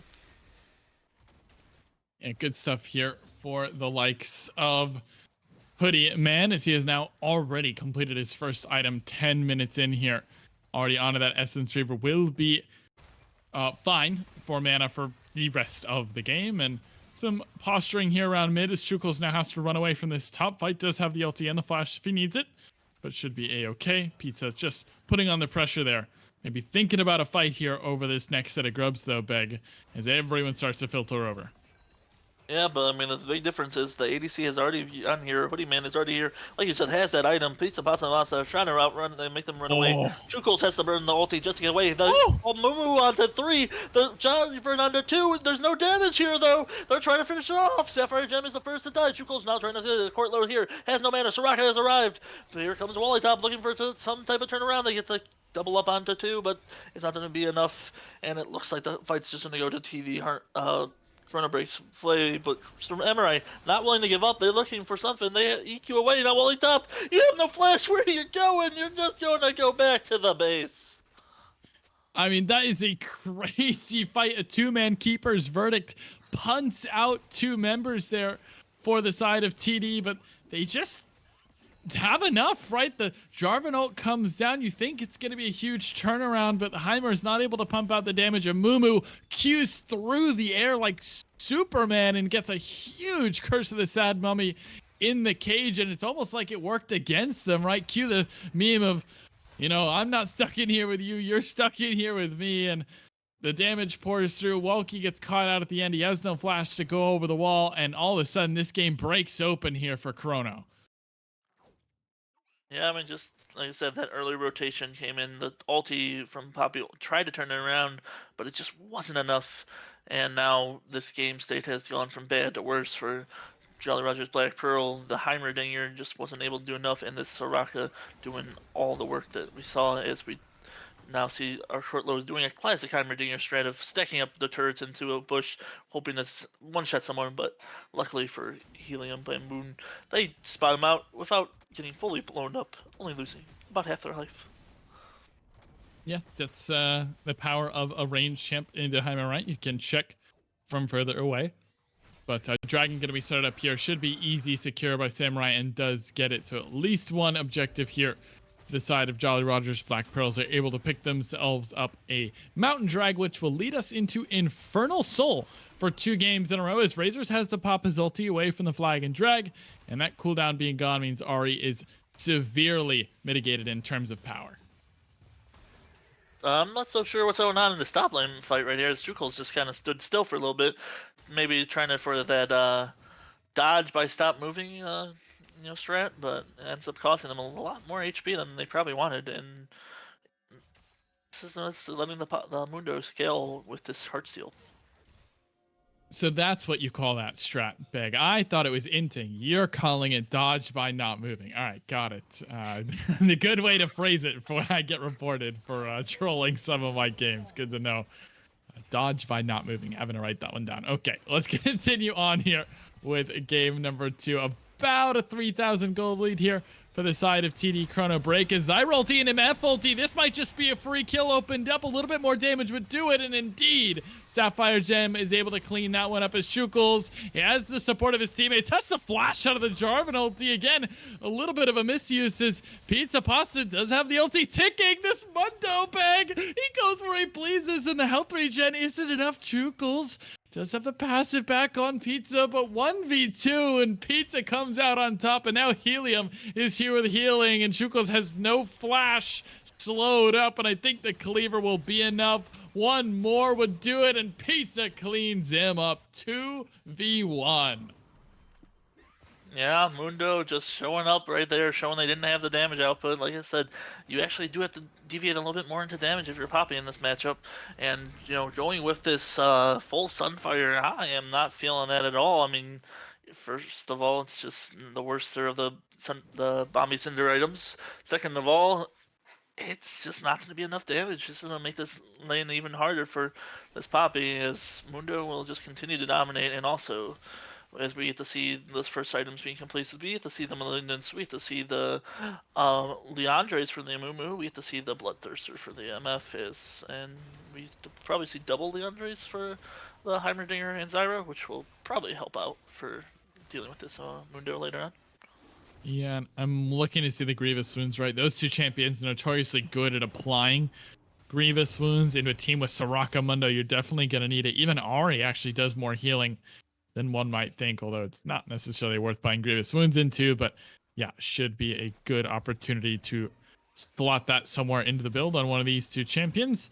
As we settle back down here, 2 minutes on the next dragon timer, and a little bit more time until the next objective spawns. 5 minutes until Otacon, though, which, I mean, hey, at this point last game, I don't even know if either team realized that Otacon existed. Yeah, I mean, it certainly took a long time, 37 minutes for the Atacon to be slain. We did see one attempt earlier on, but it was pretty the dropped pretty quickly. But one thing I want to ask you as an ADC player, what is the Smolder building with this Tunneler and Ruby Crystal? Yeah, that's an interesting question, Beg. Is maybe I can help answer in a second. Is Flash has to be burned by the likes of Helium Bamboo, but it's gonna be some sort of a tankier build. I think he has a couple options, but for now, maybe just Mom gonna be called out, slammed into the wall, big stun into Bardo, ejected his hoodie, so he won't be able to join the fight for the next 6-7 seconds. Harold gonna be burned down to about 8k. Bardo still thinking about an engage, does not have his flash, but still has that Curse of the Sad Mummy. Samurai goes in, and Helium Bamboo is down. Curse of the Sad Mummy under 2, and it's still Hoodie Man, free firing as a Courtlow trying to kite back to his turret, and indeed does live for now, but no, the flash will pick him up, but an easy trade, 2 for 3 in the fight. Yeah, right there, just showing the power of having numbers. As Razor for Life caught in the bot lane once the Rift Herald up, and despite being down, that they decided they wanted to try for the fight since they were, up so much gold currently. But it's just a little bit too much of a disrespect, and it will lead to Jolly Rogers Black for winning the fight and getting the Rift Herald. Yeah, good stuff there. Able to secure themselves Rift Herald. Definitely a winning fight for them, a much needed one. And just to head back to your point, I think with the extra cash here Hoodie Man has, he's probably going to be headed towards the Spear of Shojin. Doesn't quite have enough to complete it, but yeah, I think Shojin is that second item, but I don't think we have much time to talk about itemization because Dragon is up and these teams are headed straight there. Yeah, we have the Rift Herald getting dropped, trying to force another pressure point for TD ChronoBreak to play off of. As Razor for Life looking for the engage on the Sapphire, pops the ulti, pops the charm, but doesn't finish off Sapphire Gem as she will be able to walk away, but with missing half of her HP bar still hit, and the ulti also being down, they'll probably be pretty much out of this fight. But that being said, there was a good chunk back traded onto Helium Bamboo, who is pretty much completely out of the fight as well. As their ulti not going to be up, it looks like TD ChronoBreak will just concede this dragon and just try to scale for the next fight. I was going to say, Beck, that's an absolute win here. If you are Jolly Rogers, I mean, Ari no ulti for half a health bar and a support, you absolutely take that. And Zyra doesn't need to be in there, right? It's not like a Leona who needs to be full committal and use her full health bar. No, Zyra just gets to pop a couple spells, pop her ulti, and watch chaos ensue. And instead, Razors loses his most important cooldown as Shukel's looking to chase down this Mundo with Walkie, maybe considering helping, but instead will just disengage. So 2 dragons here over to Jolly Rogers. Game 2, gold lead, not looking great, but hey, at least they have a couple objectives to bank on. Yeah, I mean, the gold lead not looking so great, thanks to, again, another overcommit in terms of that top lane rotation as they sent everyone just to get the Mundo to walk away, as they will lose, a wave in the mid lane and be able to catch a spot lane wave, thankfully. But they do, in fact, burn a TP for that as well. Claim the TP, and should be good news here for Pizza, as he will have free reign in the side, and Razors as well, who has his TP available. So numbers, I think, at any point is a scary concept here for Jolly Rogers. And even in the spot side jungle, have to be considerate. Does this Mundo opt to teleport down? Is there a fight to engage here as Bardo is a lot of vision to play on this top side? Just look at the darkness here in this top side jungle. Bardo basically owns this entire area, as Shukels is going to be ran out here in top lane, and he needs to be careful. This could turn real dangerous real fast. Yeah, Mumu was looking over that wall right there onto this bot lane. Currently, the mid laners for Jolly Rogers Black Pearl decided against it, not knowing where Samurai and a Courtlow were, they decided that it wasn't worth for the risky dive, as they are just again not answering this Ari, as they'll just continue to see that CS lead balloon, as it's already up to 50 CSD in the mid lane matchup. Yeah, I mean, I understand the need and the pressure to get this tier 1 down. You want to get some extra pressure on the map, feel like you got something, but I'm not sure if the cost is appropriate. I feel like Chuko's kind of been easily already at that bot wave, collecting that. If you wanted to send 4, the top wave is fine. Yeah, both top laners are going to lose some, but at least you wouldn't lose an entire free wave to the bot turret. But instead, we'll drop a little bit of extra gold here, and that ballooned gold lead now looking at about 3,000, which is, I think, if I'm not mistaken, the highest it's been all series. I mean, at least at any critical point that I've called out, it's the highest. Yeah, I mean, it's probably about correct, and I would think it's actually a little bit even more so, just because if we look at these, builds, we do again have, like you said, some investment pieces for now, as that tier's, been there with the Grievous, and we also have the Tiamat for Jarvan, which, I mean, I'm not sure he needed that for his clear or for anything else. He reminds as we are Bardo looking for a Courtlow, gets the flash, and that'll be it, as we have more trading going on the top lane. Is it's again just Chukels being not smart about it, in the sense that they're just giving Heartsteel prex for free. This is Mundo saying thank you, I will now leave. But speaking of, we have the whole team coming up for Pizza Pasta Mafia, which is probably what they need to kill him, but I don't think you can dive this man. Yeah, this MF does not do any damage to this Mundo right now. Let me tell you, the lethality build would be doing more at this state of the game, as Chuko's waiting for that cling one more time, and here we go. Cling, and that is up to 200 stacks on the Heartsteel, and yeah, very, very tanky Mundo at 4 and 2 and 173 CS at 22.5 minutes. Excuse me, as a Courtlow will just be farming up as much as he can now. A minute left on that next timer beg. Is there enough damage? I just don't know if I have the faith that this Bloodthirster MF, don't think she's going to get IE in time, is going to have enough to take out this Mundo and Amumu, who are both going to be very fearsome to deal with a Soraka right behind him. Yeah, I mean, I don't think the MF is going to be the thing that can kill it. I think you have to hope and pray that this Heimerdinger gets a disgusting turret placement and just does work, and this Zyra follows up with a 5-man ulti, because I think that's the only hope and prayer for Jolly Roger's Black Pearl in this current game state. Is it's looking all TD ChronoBreak. Yeah, I mean, I think last fight it was more of a misplay, right? Razor's trying to make a play into Sapphire, losing the LT. Helium Bamboo getting chunked out before the fight really could start off, and it is vision control. It feels to me that this Jolly Rogers team is way better at getting here and setting up vision. It's just a question of, does the fight actually go their way? Is they're going to try to make a play into Razors. The flag and drag knockup is there. Here it comes, that Ari ult, and again, caught out. Biggest cooldown gone. Yeah, but one thing they do, they get the Heimerdinger ulti, and they do have TP, so they could recall and TP back to this fight, and be up in terms of HP. Yeah, they absolutely could be. And if Razors wants to teleport in, which indeed he will, without the LT though, so a little bit of an interesting decision, as Chukos is getting free push on top side. Dragon gonna be started up. Samurai immediately flashing away. There's a Zyra ulti committed. Mom comes down over the top, getting a little bit of damage onto a Courtlow who's down to about half. Does have his teleport. Do they decide to commit another to this fight, or do they just pull off? It looks like signal the white flag, give this dragon 2-2 now. They're going to push down mid. Yeah, we'll have to see if they'll be able to find their exit play out. They do have full knowledge of where the enemy team is, and they do get the top lane turret. And maybe another top lane turret, even though this one might be a little bit greedy, but it doesn't look like they're actually getting answered by TD ChronoBreak, and this will actually probably be a play that I'm favoring Jolly Roger's Black Pearl here. Is they got not one, not two, but 3 different turrets, I think.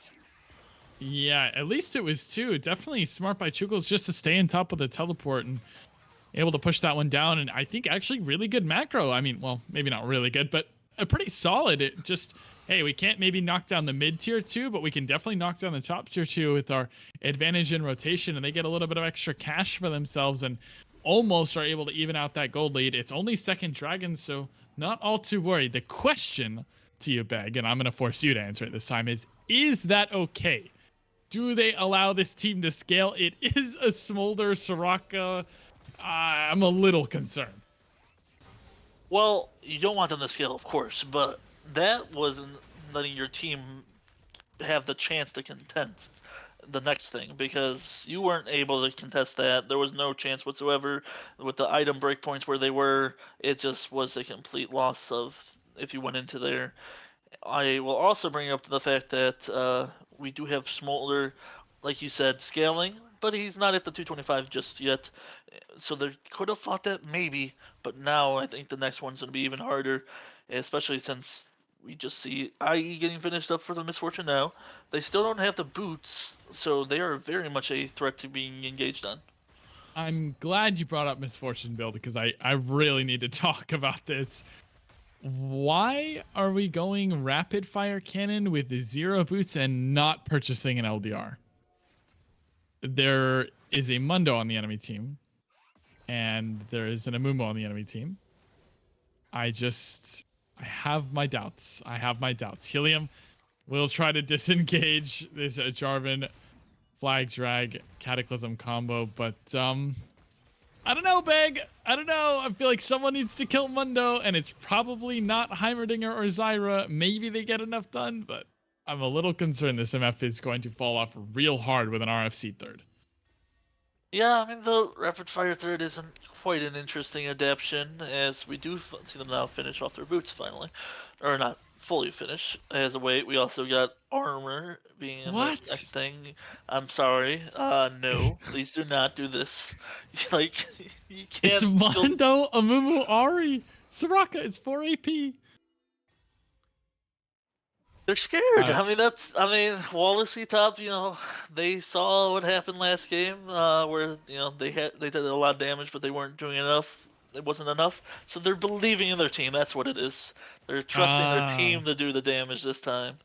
I see. Trust the team. I mean, I would have loved Swifties this game, actually. MF is a pretty good user of it. Plus, all the slows that can come through. Smolder, random slows, Mundo cleavers, even Soraka. I mean, whatever. We can digress here, Beg, and move on to other stages of this game, because 25 minutes, we know that means Baron's up. Otacon has been up for a while now. Neither team has pulled the trigger on that. And a full Titanic Hydra completed for Samurai puts him on 2 items as well. But there you go. See that white line on Misfortune's health bar? We have hit critical mass. Smolder is online. A little mini baby elder has spawned. And yet, after that, exactly gets reached. The pings come to looking for a play. Now they are being a little sneaky, looking for a Fnatic death bush. But the only problem is the people who are checking those bushes are Pizza, Pasta, Mafia, and Bardo, who probably could actually survive thanks to Soraka. And it's also costing you the bot lane turret and the bot lane minions.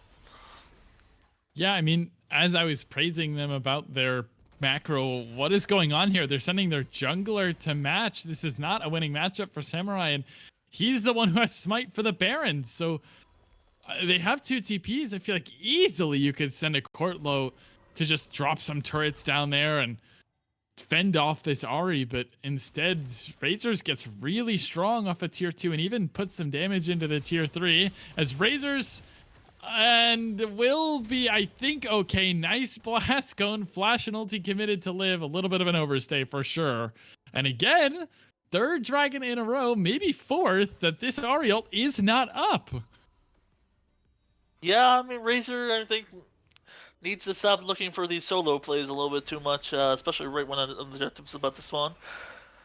As it has not worked out for them, as their team is making things happen. But Samurai gets caught off by Bardo, but they have the flag and drag to get out. But will lose a decent amount of HP for it. And now without their flash, Razor TPs, it looks like this dragon is again just going to go to the side of TD. ChronoBreak, but we do have Chukos trying to walk in, trying to see if there's absolutely anything that they can do. No. That they're just seeing the bouncers, but they do get the jungler out of the pit. Can Samurai get in? No. Yes, it's Razor and Pizza Pasta getting them down to 1 HP. They decide to just turn, look for the fight. They do get the dragon. They get the flash of Courtlow, Samurai, both running for their lives. It's all starting to fall apart here, Beg. There's no way they can contest this dragon. Zyra and Heimer are not champions that you want to walk forward on. Razors does not have his flash, remember? Good barrier, but the charm just hits and Walkie gets over aggressive and he goes down for it, flashes straight into the charm, and now it's really all starting to crumble. They don't have the control, they don't have the space they need to set up with a misfortune Zyra Heimer, and they overextend. Walkie maybe saw his name in lights there, and he fumbles the bag, and now maybe Baron on the cards of the 25-second death timer. Yeah, I mean, Walkie thinking they're quirky, Wing in, but instead get hit by the charm from the Ahri. Now, I do think this Baron's still a little bit scary, just because, I mean, if you look at this Amumu, they're really not that tanky. I mean, they got AP and HP and some MR, and now we have the TP coming in from Chukos. They're going to be seeing a fight here. We're going to see what happens. They're not willing to get off the Baron completely, as now it looks like oh boy. We got the fight coming in. Hootie, man, trying to do damage to get the ulti off of the Poppy, but now it's just a full retreat, as we're just seeing everyone run. Lelpar's blinking low, and this probably just equals restart the Baron. It's just, what is going on? Chukos just TPs and looks at them aggressively, and they decide that that's enough to run away. Chukos now gonna slowly get chased down, and here it comes. Razors finally shows up, comes in with the Ahri ulti, looking to clean things up, and Walkie pops his ult, does get charmed, but it has enough with the court low there. Now Pizza Pasta Man, this Mundo will indeed goes where he pleases, lands Cleaver number 1, cling on Heartsteel. The court low goes golden, trying to buy time for Chukos to peel him away. Pizza does have his flash, but will not try to go into the base 1v2. And finally, Razors shows up, helps clean up the team fight, and they're going to try to do this Baron. They should be able to do it. Will take them a little bit of time, but yes. Oh, Helium. No way. All right. We're okay, Beg. It's okay. We can just, well, it's fine. Just no one look. Just no one look, please. Hey, it doesn't, actually no, it does count for your KDA, but it doesn't give the enemy team any gold. It's just, a faster recall. Come on. Yeah. Quick little reset there, and we'll just pretend that never happened, and we're gonna continue on as Baron, little mini Elder online. This game's looking pretty good here for the side of TD Chrono, as they're looking to put themselves up 2-0 in the series. In all seriousness, Beg, though, I mean, Jolly Rogers, I feel like they've had a lot of good looks in the game, some slight errors, whether it's in build, whether it's in just mechanical plays, over-aggression, under-aggression at certain times, and have paid the price here in the series, and they're going to need to pull this one out of the bag if they don't want to be facing Death's Door next game. Yeah, I mean, remember, they're still not done with the series, even with this game looking completely over, as Courtlow gets caught out. Poppy, again, with a nice ulti to get the jungler out of it. A Pizza Pasta Mafia just running down Walsey, running down Sapphire Gem. They got no way out. They got nowhere to go. They're going to their base, and it just doesn't matter. The Mundo is here to get the double kill. Now Chukos trying to get something back. Gets onto Razor for life. Gets them low. Gets them dead. Behind them, Bellevue now running for their lives. But the one thing that's happening, Chukos, is your base is getting destroyed. Yeah, Chukos just has to try and run away, get back to base as soon as he can, but 30 seconds on death timers. I think they might look to end it here. Pizza still full HP with a flash and teleport available. Bardo still full HP, and they got Hoodie there to help clean it up as well. Infinity Edge complete with over 250 stacks at this point, probably nearing 3. And will actually opt to just pull out, play it safe one last time with 40 seconds on Soul. This game is all but done here. Bag is, maybe there's a final miracle play to be had, but they gotta get real creative if they want to land the combo now. You know one thing I'm finding incredibly interesting watching these games? What is that? The Otacon is still alive. We're Otacon vegans. Does this in this elo is Otacon just not an objective that they look at? Is it just Riot didn't actually add anything this season? They they only added Feast of Strength, and that's about it. But they did add a buff to fully completed Manamune. That's all that matters, Peg, is as we get ready for what could be the final fight here in game number 2. Does TD ChronoBreak close this one out, or does Jolly Rogers have something to say about it? Dragon's going to go down to about 8,000. Pizza Pasta still about full HP. Mom's going to be called onto a Courtlu who does have a Zanya season in the middle of the team. Chukles pushes back one, and Helium has already gone down. There's a Zyra ulti, but has nowhere to run. Sapphire is slaughtered, and the Dragon roars to life for TD Chrono as Razor's trying to continue the fight, but will just hand this kill over to the death machine that is Hoodie Man. And Pizza is unstoppable, runs Walkie back to the gray screen. 4-for-1. Yeah, you got Helium, but it's just not enough. They'll push it down mid here, Beg, and send us to series point. Yeah, I mean, just this game has been pretty much all TD ChronoBreak. It started with just a little over-eager play in the bots lane, and then just turned into Hoodie Man popping off, and Portlow pops the Zhonya's, tries to survive, but it won't matter as it's an ace. And the game going to TD ChronoBreak.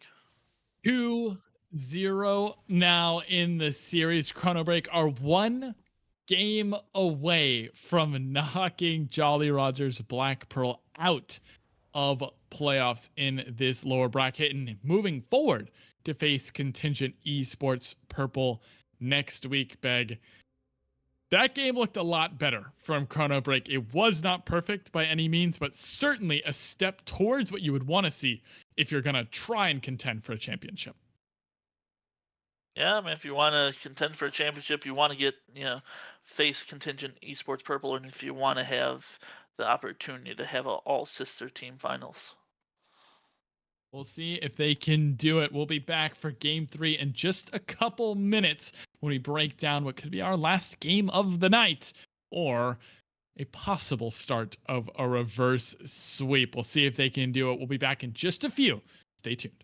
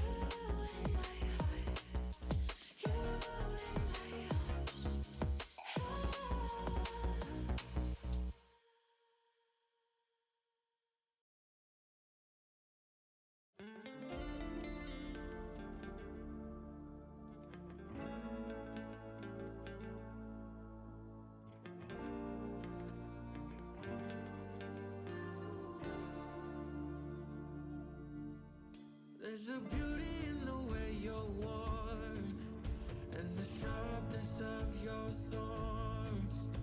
So vibrate in the imperfections. In the pain, there's something real. All that anger so concealed. Still you're lost in how to feel. Just let me hold that severed heart.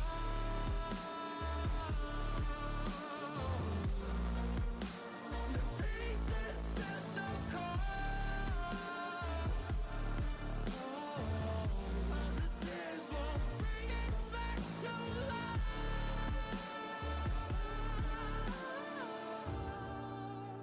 But hate will always grow. There's a beauty in the way you lay, and the way your color fades. You stand out now with your imperfections. Oh, it was never meant to fall apart. It was not supposed to cause us harm. But these days, all I do is wonder, is about another we could start again. 'Cause in the pain, there's something real. All that anger so concealed. Still you're lost in how to feel. Just let me hold. Oh, that severed heart.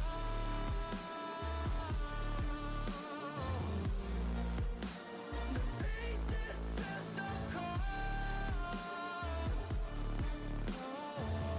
All the tears won't bring it back to life.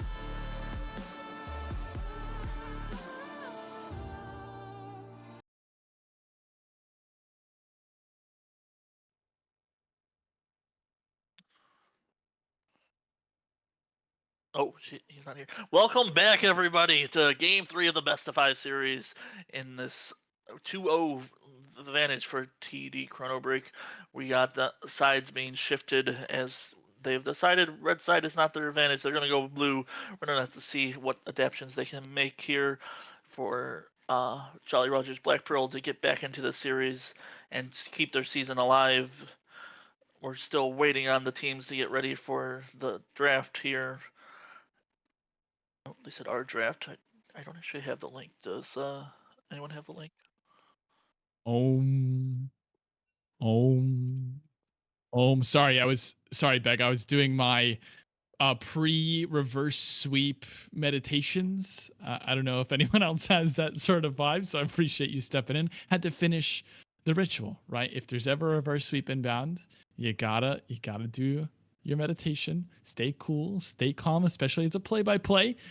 You got to keep things in check. So we'll see if there is one coming about here or if it's going to be a quick night for us, and we'll wrap it up here in the lower bracket. Contingent Esports, I'm sure, is watching with eyes wide open to see how this series plays out. And so far, it's been all ChronoBreak. I'm not sure if that's really the way we were expecting tonight to go, but that's the way things are headed now as we start up draft number 3.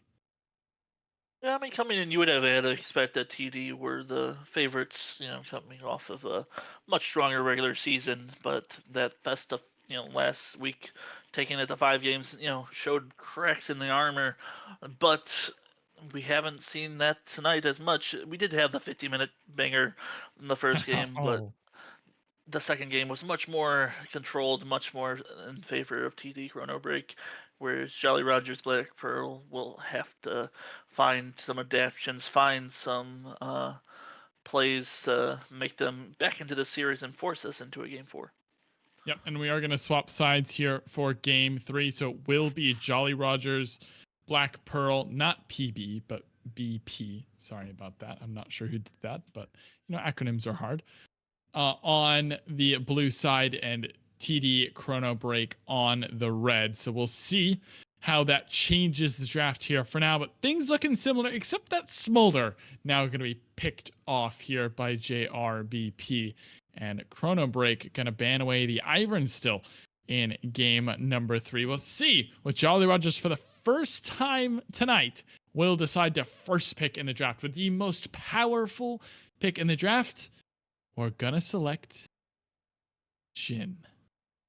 Very questionable opening start here, especially What? since we have the rare opportunity to pick their Seraphine, which is normally a complete permaban against them, against Sapphire Gem in particular. But instead, we have the Jhin first pick, a very risky first pick, as it allows for the enemy team to just do the very common thing of pick tank. Yeah, I mean, pick tank and win game, right? These champions are so strong at 1 and 2 items where the game can be determined so easily, but Wukong is somewhat along those lines. Like, will have armor, not necessarily an easy target for Jhin to deal with at all. Can get that force shot negated, can get a little bit of damage blocked here by a clone, but I don't know. Yeah, not in love with the idea of a Jhin opening unless you want to go Seraphine with it and just play at range. But I mean, just like that, nope, you're not going to be allowed to do it, and will be picked away here immediately. Please, no. Please, not the Lulu Jhin pairing. I just don't want to see it. I don't want to see it. I don't want to It's believe it. okay. I'll talk about it if we need, Veg. I'll explain. We'll break it down step by step and explain why Jhin Lulu is not a good bot lane duo if we're gonna pick it, and we are. It gets All right. picked. Okay, it So gets picked. there's 2 reasons why for everyone watching, because I'm sure we're not all aware why this pairing does not work. 1, attack speed buff on Lulu W doesn't really work with Jhin. 2, her picks is on a timer, not an amount of autos, so he doesn't get a lot of picks autos off at the time when her picks is active on his auto attacks. So really not great. Also, just really, really far out of the fight, doesn't really need the safety of a Lulu to begin with. So just really tough opening to the draft. It's going to take a lot of thinking to bring this one back. I like Zach. I think that champion is stronger than people imagine, but Gwen here slammed on R3. I am loving this ChronoBreak draft. Yeah, I mean, it just reeks of, complete domination of what they're facing, and also taking away things. As like you said, Wukong, a deceptively tanky champion, so they will get passive armor from their just a passive Seraphine, a take away from Sapphire Gem, and give sustain to their team, making everyone a little bit tankier. And with the ulti to follow up onto the Wukong engage, and the Gwen just a sideline menace, and will make it so that Jhin will have to try to force fights more often than they already want to, and I don't know what they can pick into them in the top lane for Jolly Rogers, Black Pearl. Shukels had, the comeback in game 1 where they, did decent but really struggled in lane. Got the solo kill in game 2, but then got dominated for the rest of the game, and now they have to match up into the Gwen. I was really hoping we'd get an Ashe ban here as well. I mean, MF is not a bad call out with Seraphine. MF, very strong layered duo, but now you could run Ashe Seraphine, which is already so obnoxious. The slows begin to root, the roots begin to stun, and that becomes such a troublesome duo to deal with in bottom lane. But we'll see what TDCB want to lock in for their AD carry selection here on R4. Varus is another solid choice, and hear me out, Beg. Jhin goes mid, we get a Vayne, and she 1v9s the game. Thoughts?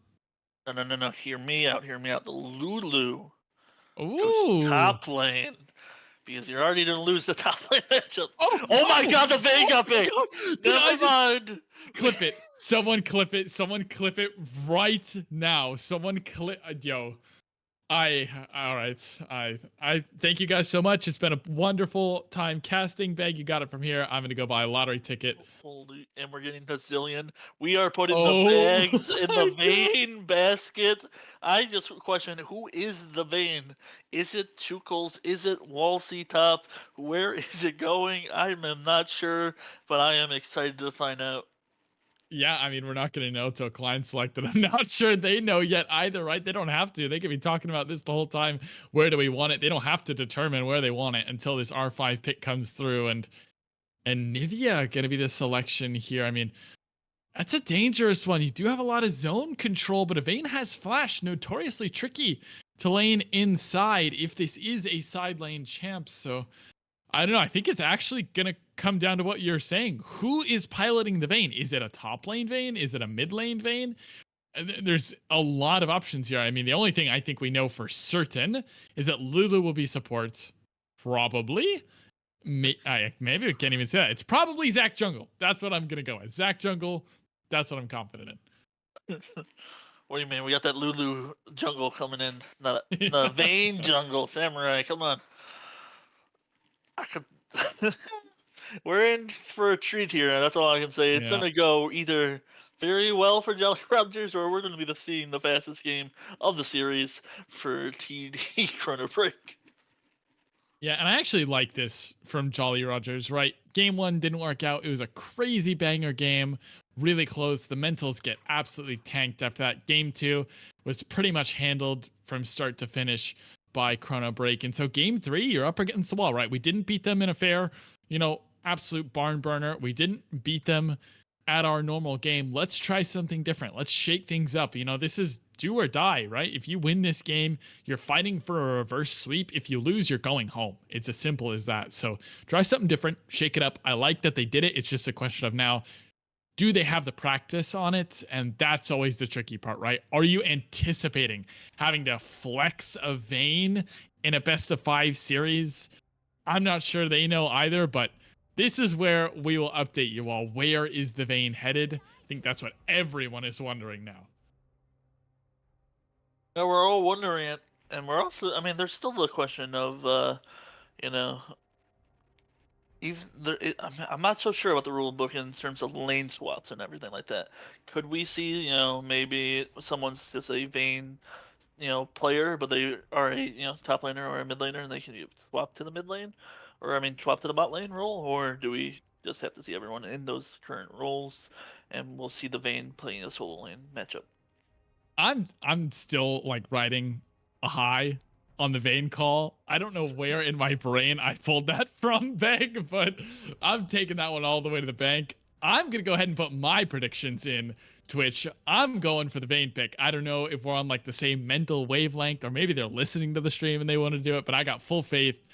My game, my points are going on this blue side squad. I want to see the reverse sweep start with a zillion top lane from Chukwulsbeg. That's how we're starting things.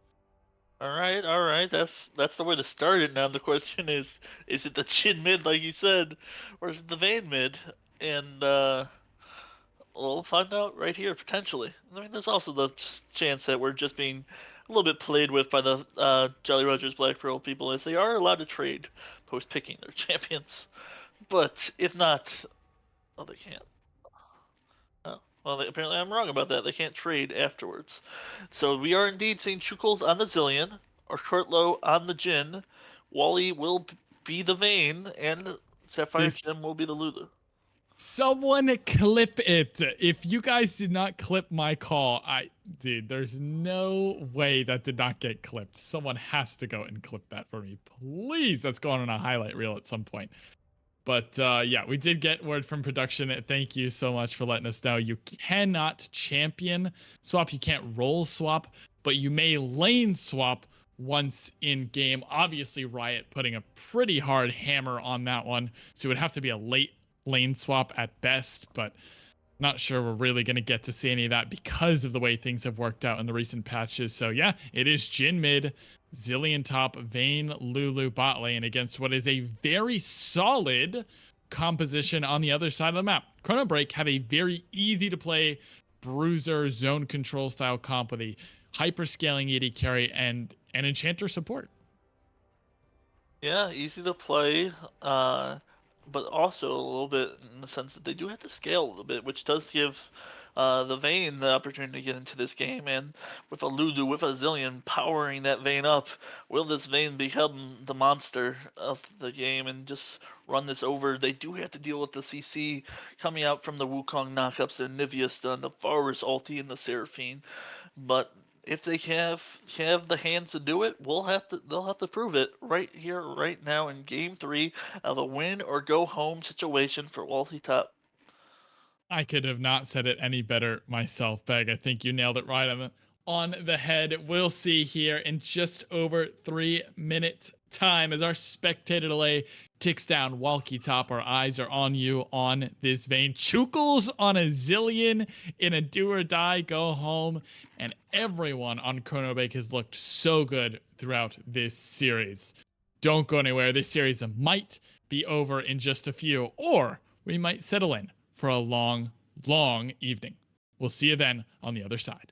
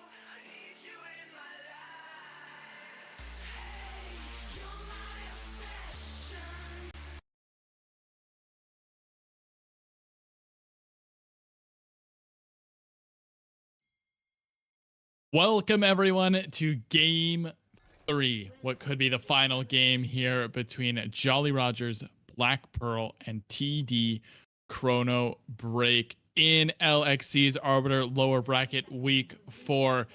looking to see who moves on to face contingent purple here, Beg. It is 2-0 to ChronoBreak for now, but a wild draft here from Jolly Rogers, not going out without a fight. Yeah, we got a little bit of a level 1 strat going right there, but Nivea misses the Q, and now we'll get chunked back up by Chukles on the Zillion, throwing the Q back at them. We get to see the Zillion top, the Jin mid, as you were talking about this wild draft. Yeah, thank you for the mana flow. Chukle's gonna be happy with that one. Also dropping his ward down in enemy jungle, getting a little bit of information. We can talk about that in a second. But yeah, Jin mid, Dark Harvest, some witchcraft technology coming out. Walkie opts for the PTA. Now this is interesting because PTA has been altered to do more damage on true damage recently. So do we get an interesting Vayne build this game? It's a possibility, but we'll have to see. Keep your eyes on that Vayne build for sure. But Grasp Bazillion top lane. Beg, what you know about Grasp Bazillion top? I mean, it's just a common thing for range top laners that are, not super standard. It's just a way to get a little bit of health, get a little bit of poke in these lane matchups that they're not meant to be put into. You'll see it with the Karmas, with the Zillions. They're just trying to try to bully them out, try to just keep harassing and get stats for it. We'll see how it works out here for Chukles, who has had a series that maybe he would like to take back at some points, but has had some highs for sure on his Gangplank. I remember specifically, but we'll see in this one. Anything else across the board here? I mean, seems pretty stock standard unless you look at the champions playing certain roles. I think things make a lot of sense here. It will be Pokevars, though, for Hoodie Man. I like that. I think not really a lot of opportunity to auto attack, right? You're hitting Zac at some point, but outside of that, I think Poke is going to provide a lot more value. Yeah, Pokevars. I mean, one thing I would, somewhat question with looking at runes and everything is that nature. Sapphire Gem going with the exhaust on the Lulu rather than the heal, I think a little bit questionable there. I mean, I know you can exhaust the Wukong, but that's about it, because I mean the Gwen will do a lot of true damage, so the exhaust won't have that much value there. And also now without having heal, the lane becomes a little bit harder. You have exhaust, cleanse rather than any type of real combat summoner, and it's gonna make the lane a little bit harder, which is a difficult thing to look for as you are putting in all the eggs into this Vayne to carry this team. Yeah, I mean, I do like the exhaust into the Wukong Gwen. I think it can provide a lot of value, but certainly going to have to play it well. This laning phase will be a little bit more rough. Can't just take the tempo heal. Try to take an aggressive trade with it, as Helium Bamboo is looking to do, as Walkie getting aggressive there in the 1v2. Probably didn't want that trade to extend the way it did. We'll lose about half HP here on the Vayne, already out of potions, but for now, bot crab secured here for Samurai as he gets first move out of mid lane with this Jhin. Yeah, I mean, Jhin using the advantage that they have against the Nivea early on, just being a AD champion who has somewhat decent wave clear if you use your grenade effectively, and the Nivea, not known for being able to push pre-6. Post-6 is a monster, dropping their ulti onto the wave. Yeah, able to clear that one out pretty effectively. As long as you got the mana, basically have infinite shove on Nivea post-6. And the zone control can be dangerous as well. I'm interested to see how that one plays out, because there's not really many champions within Nivea's effective range this game other than Zac, but he has such easy engage tools over her wall, over her frozen zone, that might be a little bit tricky to pilot in this game. And I don't know, Beg, I think we might be in for a slow one in this game. I think ChronoBreak are happy to let this game sort of go on its natural course, and Pace are going to have a very strong mid-game spike with Wukong and Gwen, and maybe Jolly Rogers are thinking this Vayne can carry it 50 minutes, and that's all they need. I don't know. Yeah, we'll have to see how it plays out. We do have Pizza Pasta Mafia looking for the 1v1, but unfortunately for them, Zac happens to be up top there. That being said, that Zac is only level 4, doesn't have the ulti to do much else, and it will be the Flash going away from Chukles for the Ghost and ulti of Pizza Pasta Mafia. Yeah, interesting. Chukos didn't have 6 XP somehow. I wonder if it was leached by Samurai when he was in River, but neither of them had based yet, so either had lost some XP just by walking away, or it was leached away from him. But either way, if he had 6, they absolutely commit to the kill. Zach still has flash, and they could just flash on top of the bomb, and instead, I think Pizza gets away with one there. I'm not totally sure if it would have any effect, but there is the fact that Zillion's passive does store some XP, so that he can level up a teammate potentially. I don't know if that takes away some of his XP if he's in the solo lane, but I mean, think so. Not to my knowledge, at least, but I'm not going to claim to be a Zillion expert at all, as Polly is used onto Bardo's clone there. Grub's going to be contested. Will just be a 2-to-1 here ratio for the side of ChronoBreak, as they will grab themselves 2 and get away, getting themselves a nice, at least little advantage to start here. yeah, I mean, be able to get some of the grubs, sneak away with it, with just using the W from the Wukong. Like you said, they're happy with the game going, just thinking that the enemy team's team comp will be too hard to execute and lead to them having the advantage. And speaking of lane swaps that you were talking about, we have gotten past that point, and now we have a different lane matchups, as we got Razor for life on the Nivea in the bot lane. We swapped the Hoodie Man on Varus into the mid lane, and now we got the unfortunate combo that we didn't want to see, Jin and Lulu in the mid lane. Yeah, I'm curious whether they actually want to keep this assignment or not. Walkie, once he hits 6, has kill threat on this Anivia, even though no damage right now, but it is enough, right? This Anivia, if Bane just flashes over the stun, or even just cleanses the stun, cleanses it well, absolutely can kill. Razor just gets ran down by the Vayne. So we'll see how this side lane matchup goes, but for now, Dragon will spawn here on the bottom side as Helium and Hoodie getting a bit of early push into mid. Gonna go ahead and rotate over, drop down some vision. His ulti is popped here. Chukos is very fast though. 1 bomb down and a grass proc will be okay as Walkie does flash. He does it in time. 1 auto flash, first blood follows. Walkie drops, and that's not who you want to see dying early in this game number 3. Yeah, I mean, Vayne having to be the huge carry for this team dies early on, and again, the CS difference coming into play. I mean, we saw it happen in game 2, and now we have to see it again in the game 3, already up 22. Yeah, big stuff here for Hoodie Man on this Varus, and Walkie just not having the best of times, but Pizza just walks into the stun and he goes down. Well played, Chukos. Maybe pulling out a little bit of dark technology. Pizza's probably just not familiar enough to know how this champion works, at least in laning phase. Yeah, not knowing the damage output, not knowing, how to deal with it.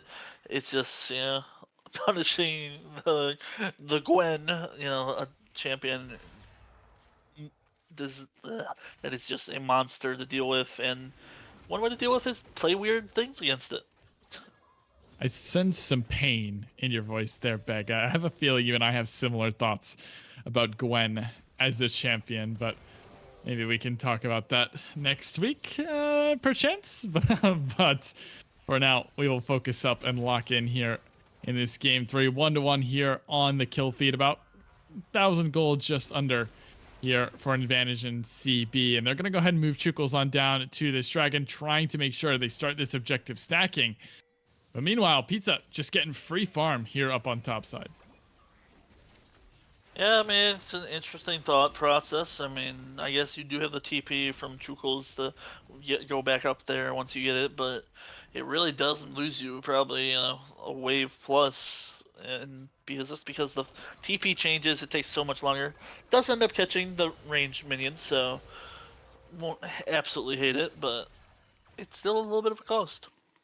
Yeah, I mean, after the solo kill up top and the wave crashing, the gold lead is completely negated. I mean, it's basically back to dead even. It was, if anything, it was a slight gold lead to Pizza after that. So Chukos offering up his lane in order to help secure Dragon, and now Pizza's going to look to take advantage of it. Chukos will pop the ulti. If Pizza smart, he just waits this out. Not quite. Will get the res off.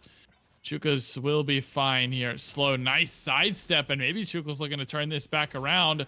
Slow down. Ghost is going to be used. Pizza is baited, man. I didn't see that one coming. Well played, Chukles. Was that a well played or was that a misplayed? Because, like you said, he could have waited out the ulti. He also could have just stood on top of the body. Instead of creating a range advantage for the range champion, I mean, Pizza Pasta Mafia, you had a strong game 1 and game 2, but not to feel in the game 3. I'm not feeling the Luden's Tempest either, Tempo, whatever this thing is called nowadays. Luden's Companion. Sorry, my bad. That's the same item. It's Burst. I mean, Chukles is playing well, so maybe he's looking to push his advantage, but I feel like Zillion is not a champion who looks for just upfront burst, more like a Roa ability haste kind of build. But instead, listen, if he wants to be the carry, so be it. Yeah, I mean, the thing is, though, the reason why he doesn't want, the ability haste, he doesn't want the, kind of sustain thing that you're, suggesting is he's looking for some guerrilla warfare type of fights right now. He's going to go in and run the away because he cannot match up to the Gwen and consistent damage and just wants a 100-0 trade in the sense that the trade should only be favoring them. Yeah, I mean, we'll see if he can do it here. There's a slow bomb number 1, but Chukles just look at this guy. This guy is such a giga chat. He's just running pizza down. There's bomb number 2, but it's not with it layered on top, so it will not be a second. But I think that was Gwen ulti as well. So Chukles, with a little bit of help, sure, I mean, has really turned this top lane into a masterclass in how to annoy the living hell out of your opponent. Yeah, I mean, it certainly is just Pizza Pasta Mafia not enjoying their laning phase. They felt that they were doing so well, and now they're just having a hard time dealing with this unique Game 3 pick from Chukles, and we'll have to see if they can bounce back and get back into this game. Yeah, and still a pretty sizable gold lead, I will say, on the other side of the map, right? As much as we're singing praises for Chukles here, Walkie top still pretty disadvantaged here. Same thing with a Courtlow on this double 80 carry composition. So we'll have to see if Chukles is able to at least make up the difference for those two for now. So he continues to push into top side. Dragons are 1-0 here for Jolly Rogers Black Pearl as we crest into that 14-minute mark, which of course means plates fall, and all of a sudden the game starts to really accelerate. I'm not sure what is this a double static shiv rush from both the AD carries, or what is Vayne rushing? I can't tell. I don't know the build path that great. I believe that's just Kraken Slayer, if I'm not mistaken. I don't build that Rectrix item all that often, so I think it should be Kraken Slayer, but I guess we will see. Yeah, I should know as an AD carry main and as a caster, but I don't, so it's all right. As a Courtlow, almost stunned up there, almost in threat range, but does just sort of slide down the back end of a Nivea wall and we'll be all right. Dragon here in 30 seconds here. I'm not sure they want this. Look at the itemization. It's Trinity Force. It's Ghost Blade. But they're going to engage 2v3 for now. Hoodie is getting caught up by this. Zac does not burn his barrier on the 4-shot. Will be fine. The Samurai burns everything. Jhin ulti's down. And all of a sudden, this fight doesn't look too bad. There's a Seraphine ult onto 2. But where's the follow-up? There's no Wukong ult. There's no re-engage. And we just walk away. Yeah, there was no engage, no backing up their support there. Wukong had the ult, he had the ability to just walk forward in general, but didn't feel safe. And Pizza Mafia does destroy the first third, even with Chukles getting those solo kills. Does not get the turret damage, and now we have to Ghost playing pass from when feeling the threat, feeling a little bit of horror from the past couple of the fights that they've had against their fellow top laner. Yeah. Interesting.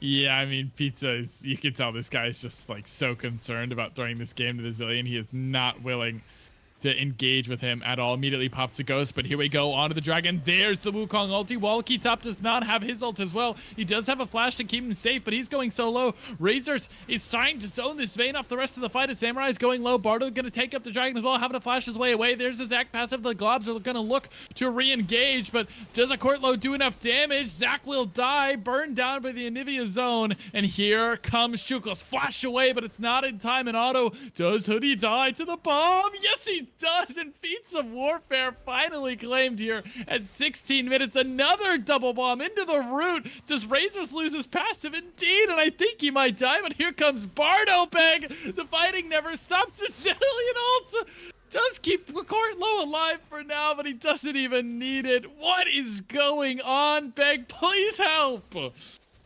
I mean, Chuko's coming up with the clutch moments.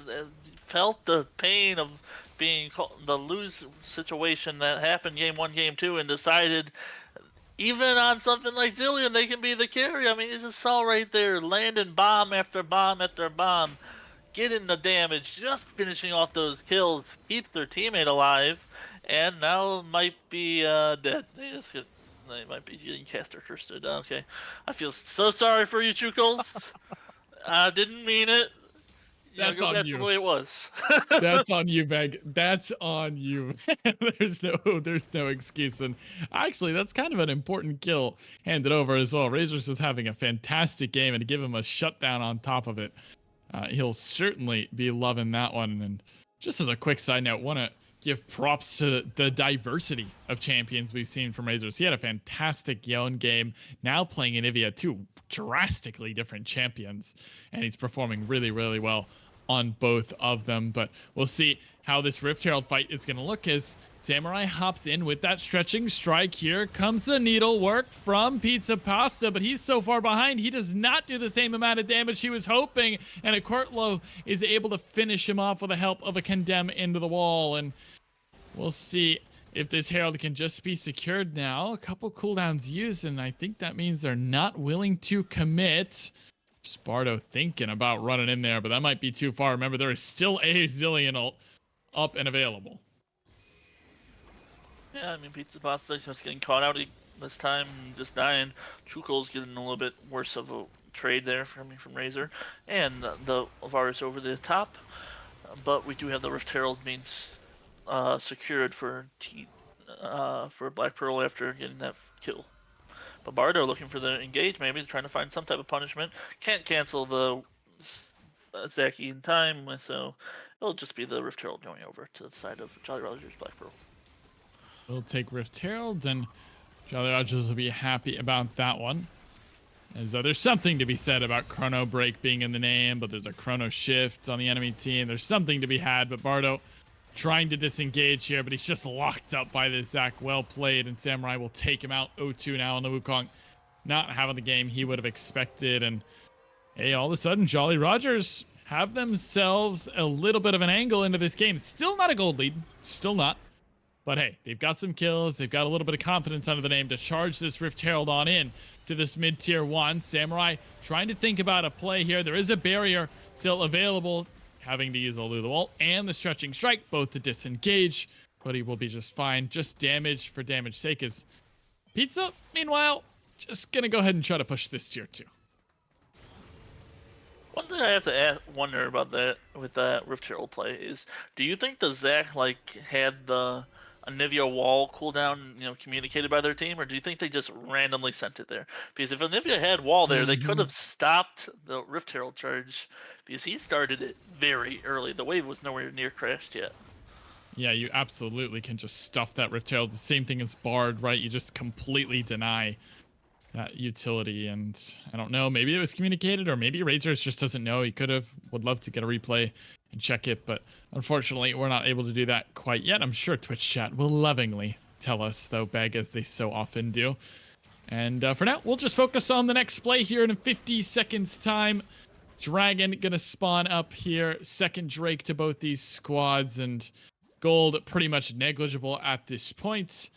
I don't know, what's your prediction? Give me a little mini predict here. Do we fight this next drag? Are we full 5v5? I don't think it becomes full 5v5 just because the fact that right now I see a Jin walking towards the top lane. So, I mean, if I'm TD ChronoBreak, I'm looking for an engage right here, right now, trying to make it catch them out. We do have Razor for Life walking up, trying to find something. Can't really find the engage, and actually lose a lot of HP. Varus does send their ulti, and here comes the Seraphine ulti on top. Ulti top is the one you engage on. They have to burn their flash, but here comes Zach. And he gets to, let's bounce on to 3, and this will be Bardo Jr. dying, and it can't be 5v5 no more because we've already lost 2 people for TD ChronoBreak, and maybe some more going down. Yeah, I mean, that's really well played by Walkie. It looks like he's way overextended, but he has so many tools to keep him safe. Plus, Samurai just dives over the wall in order to throw his body in front, and it works really, really well for Jolly Rogers. They're able to clean up a few, finally get themselves a gold lead, and now Pizza's just trying to run down Jukels, but he's so fast on the Zillion. He's just fine. And all of a sudden, uh-oh, Beg, this game is looking winnable.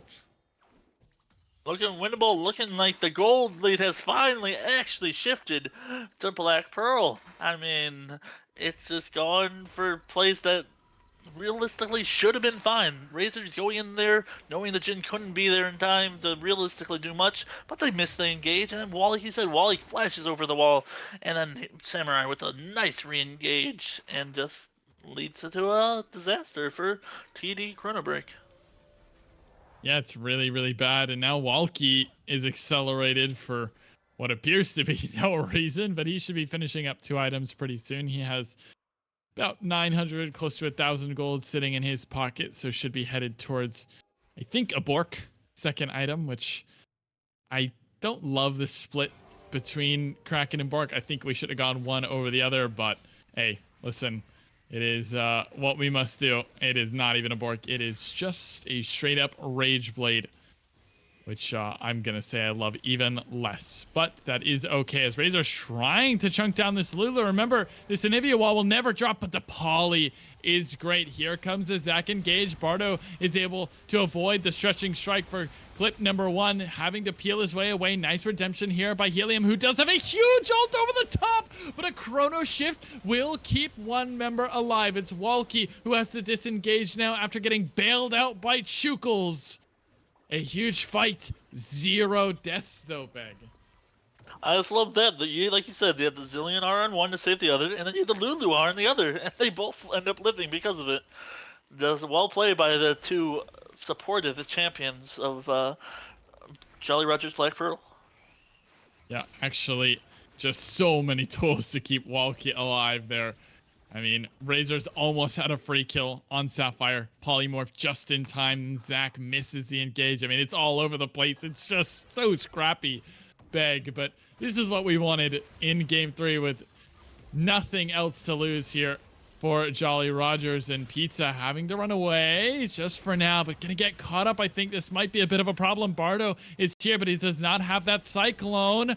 Blowing Samurai, trying to get the rest of the team away. Helium is just playing firefighter now, trying to put out these fires, and they are raging here for the side of TD. Yeah.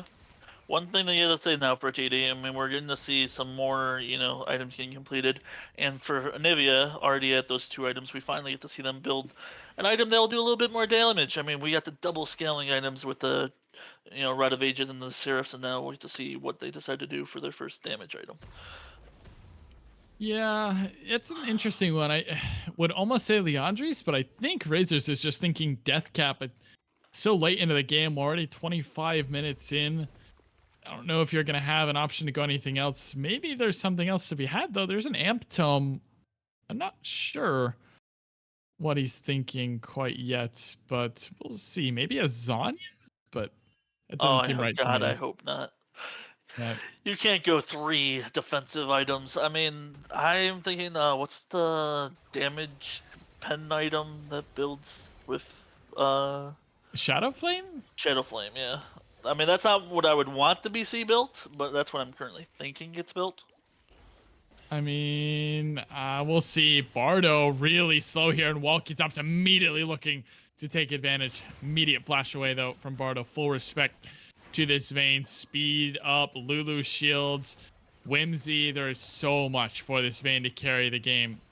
It's all on Walkie now. All your eyes gotta be on this AD carry because every tool is in his back pocket. And Pizza gonna try and contest this tier 2. Chukles does have to TP, which means big TV advantage here for the side of TD if they want to use it.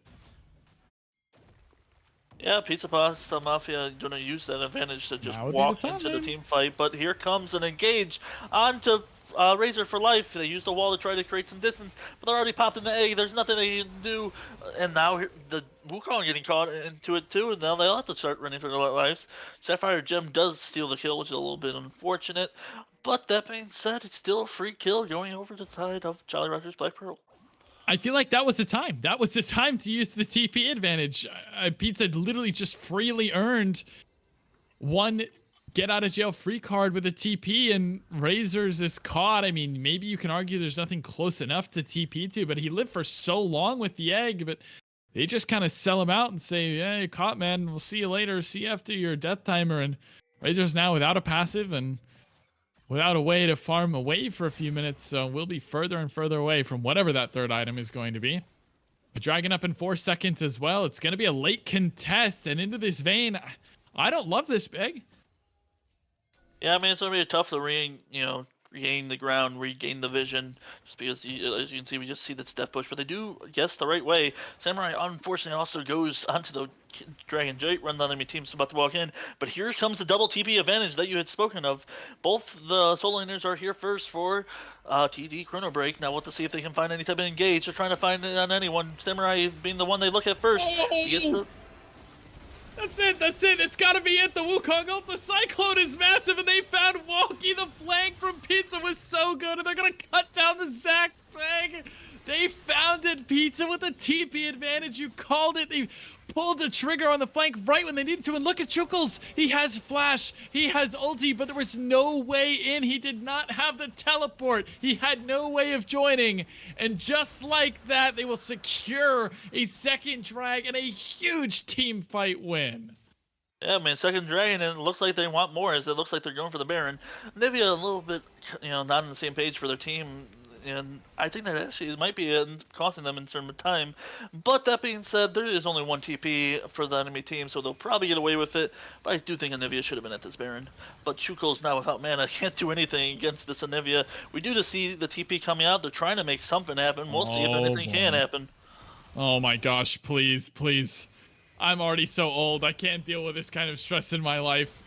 2K, they're going to take it. The contest is not in time to help Vars. We're getting low, but they will take it. And the bot tier 2, everything coming up TD, man. And that's got to be heartbreaking if you are Jolly Rogers. Just as you were starting to claw Goldie, just as you were starting to come back into this series, TD, Chrono, rip it away. Yeah, I mean, just... They lost track of the TPs, they lost track of the Gwen, and it cost them the fight, it cost them the dragon, and we'll have to see if it cost them the game. We'll see. I mean, Walkie, 2 items now. Continuing on to that third, maybe there's finally a Bork coming for this Vayne, but I think Walkie honestly should be in a side lane at this point. It's not a lot of wave clear in mid for Vayne. She's much better matchup into the Anivia. Excuse me, it seemed like Chukles was doing fine against the Gwen. I'm not sure at this point now with 2.5 items that's going to remain the same, but I don't think double stacking a Courtlow and Walkie is going to get you much done. They got to play defense for now, but 30 minutes in, one more fight could break this game, and we'll see who's going to be the difference maker. Who's going to show Contingent that they're the one ready to step up and make it happen, as Pizza is looking to be the one to do it. He just cuts down a Courtlow in the side lane. All 3 scissors into the back of this shin, into the hearts of Jolly Rogers. Yeah, one thing we've been talking about a lot is Shoko's on this Zillion looking really good, but we haven't really talked much about Courtlow playing this Jhin mid, and right there just showed that you're not a mid lane champion, you're an ADC. Top laner sees you alone, they're gonna run your ass down. Yeah, it doesn't matter about your levels, man. And here comes the re-engage, though it's 4v5 if they decide to join the fight, but instead they're just caught out. Helium Bamboo looking to keep himself alive, but will drop. It is one returned. 40-second death timer here, Beg, but there is just not much to gain. Look at the side lanes, though. So much pressure. They're going to have to just push this wave back on up and catch those sides. Yeah, I mean, right there, just saw them a little bit too far forward by themselves, and we also get a re-engage now for a red buff, but I don't think this fight's going to continue as they just decide it's not worth risking the game for the jungle camp. Okay, Beg. Let's take a quick check-in here. We got 47,000 gold to about 51,500, roughly 4K gold lead. We got 3 items coming in for most major carries now. Walkie should be completing his 3rd here relatively shortly. Death Cap, by the way, for Razors, just finishing off his strongest spike. Pizza probably headed towards that way in just a few minutes' time. Is there a team that breaks at these items, you think? Is Walkie strong enough when he hits recall here and completes his 3rd item? Or is it just too much to overcome? I mean, with the 3rd item looking to become the Bork, yeah, it became Bork. I'm not the biggest, like you said, I wasn't the biggest fan of it being 2nd. I'm not the biggest fan of it being 3rd either.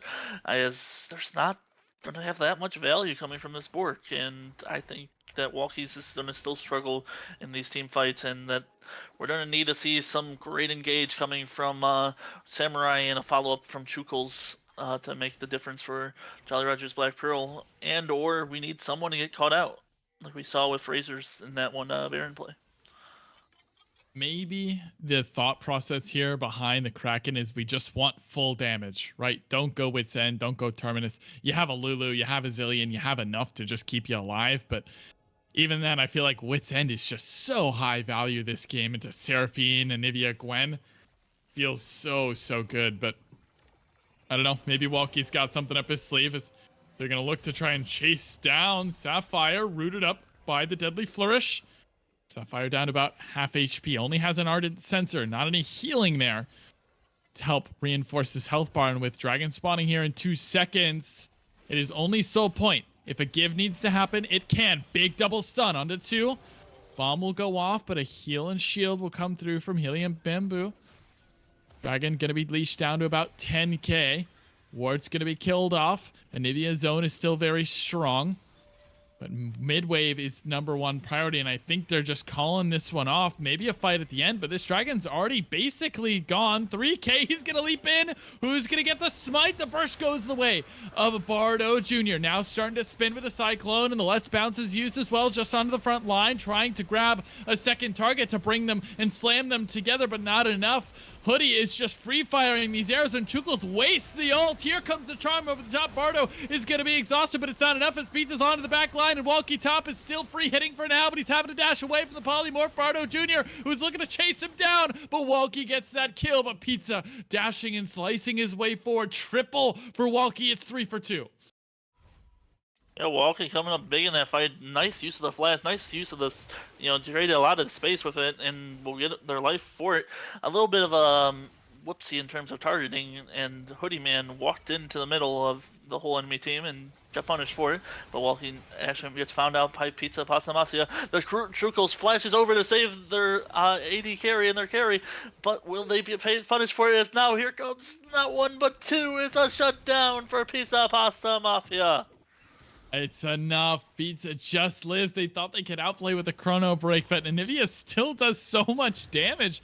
It's death cap, right? That zone hurts, and if you don't have a way to shut off the constant DPS, then you will drop. And unfortunately for Chukels and Walkie, they're not able to pull off the 2v2, and with death timers that long and Baron being up, I think everyone from Chrono is going to run straight here. Here comes the teleport bag. This Baron could send Jolly Rogers home.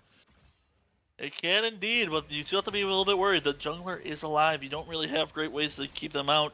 You have the Seraphine who could maybe do it, and you have the Anivia wall that could potentially do it. But this is still a chance for Jolly Rogers to steal it, for a chance for them to get into it. He has to go for it. He's looking, he's guessing. He doesn't get it. It's not enough. Samurai will drop. I thought for a second that Jin shot was going to grab it, but now the stun is in.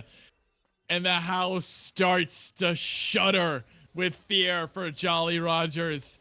And you can see the smiles practically on the faces of this TD Chrono squad. You can hear the excitement starting to come through the microphones as they know this game is just moments away from being done, completing a 3-0 against this Jolly Rogers team, which, yes, they may have been the favorites. Yes, they may have been the statistical ones to bet on in this series, but there were no opportunities to relax in this series for Chrono. With 2 dead for 10 seconds still, and with Baron still up, Razors is looking to put the pressure on this game and maybe put the final nail in the coffin and make this lower bracket run a reality. And you still have Wally, you still have the double supports. They're trying to find something, but the enemy team is just not giving them an opportunity. They're just slowly bleeding them out, getting the top lane inhib, walking back to and resetting, taking their advantage. They know that they have control of the game, and it's going to take a pretty miracle play from any of the Jolly Rogers players to get them back into this game. It is Wits End now. There is a Wits End for Walkie Top here. Should be a lot harder to kill, but the gold lead is more than just one Wits End. It's about 6,000 now. Excuse me, 7,000. My math is not what it should be at almost midnight here where I'm at. And yeah, I'm a little worried. Surely Lethality Varus starts to fall off, but Gwen sure as hell doesn't, nor does an Anivia. Now at 4 items, Beg. Yeah, 4 items, completing the zone, yes. Still would like to see, something in terms of like either Leandres or Void Staff or something like that. But I mean, I guess against this type of team, just the pure AP is going to be enough. That being said, another thing that I just don't understand: how is the Otacon alive? We have So, honestly, Veg, if we're gonna do MVPs after this, we just gotta vote Otacon. But this guy was like almost deathless. You got 2 deaths the whole game. Like that's no, he only that's OP. died game 1. He lived game 2. He never Did killed he? it. Yeah, Oh my gosh. and I don't know if he's gonna die Otacon game MVP. 3. I don't think so, Beck. I really don't think so. Maybe this is just the meta. Otacon is just not worth it. His Deadly Flourish will hit on the hoodie, but the siege is now really difficult to. I mean, look at this, right? Anivia zone. There's grubs in your way. There's Baron empowered cannons. It's just so much to try and push through. This Varus is raining arrows. Seraphine's throwing spells, threatening with that ulti. And meanwhile, Pizza is just sitting in this side lane, wreaking havoc on this turret. Here comes the engage. A Let's Bounce is going to be used onto the front line. Bardo is going to be the target for now, but it's just not enough. The charm hits 3, and it's so much damage. A Samurai will drop his kill number 1. Look at the team fight. Look at them clean up the map. Walkie is in trouble. He's trying to do everything that he can, but he will fall. Sure, he gets 1 in the back end, but it's a consolation prize as Pizza's slicing his way onto the next round of this lower bracket. Chukles is flashing away, and Razors is looking to have some fun with it. Nexus turret number 1 drops. Nexus turret number 2 falls, and they're looking to clean up the kills and pad the stats, but Pizza wants out. It's bedtime, baby. 3-0 TD Chrono. Make it happen. Yeah, I mean, TD Chrono had to earn this game 3, but they earned it, and they earned the series win. They'll move on to face Contingent Egypt towards Purple and try to move on to the grand finals against their sister team, TD Harmony. I mean, what a story that would be. TDs against TDs all the way. But before they do it, they got to get through Contingent. But before we get there, Beck, we got to give a huge shout out to Jolly Rogers.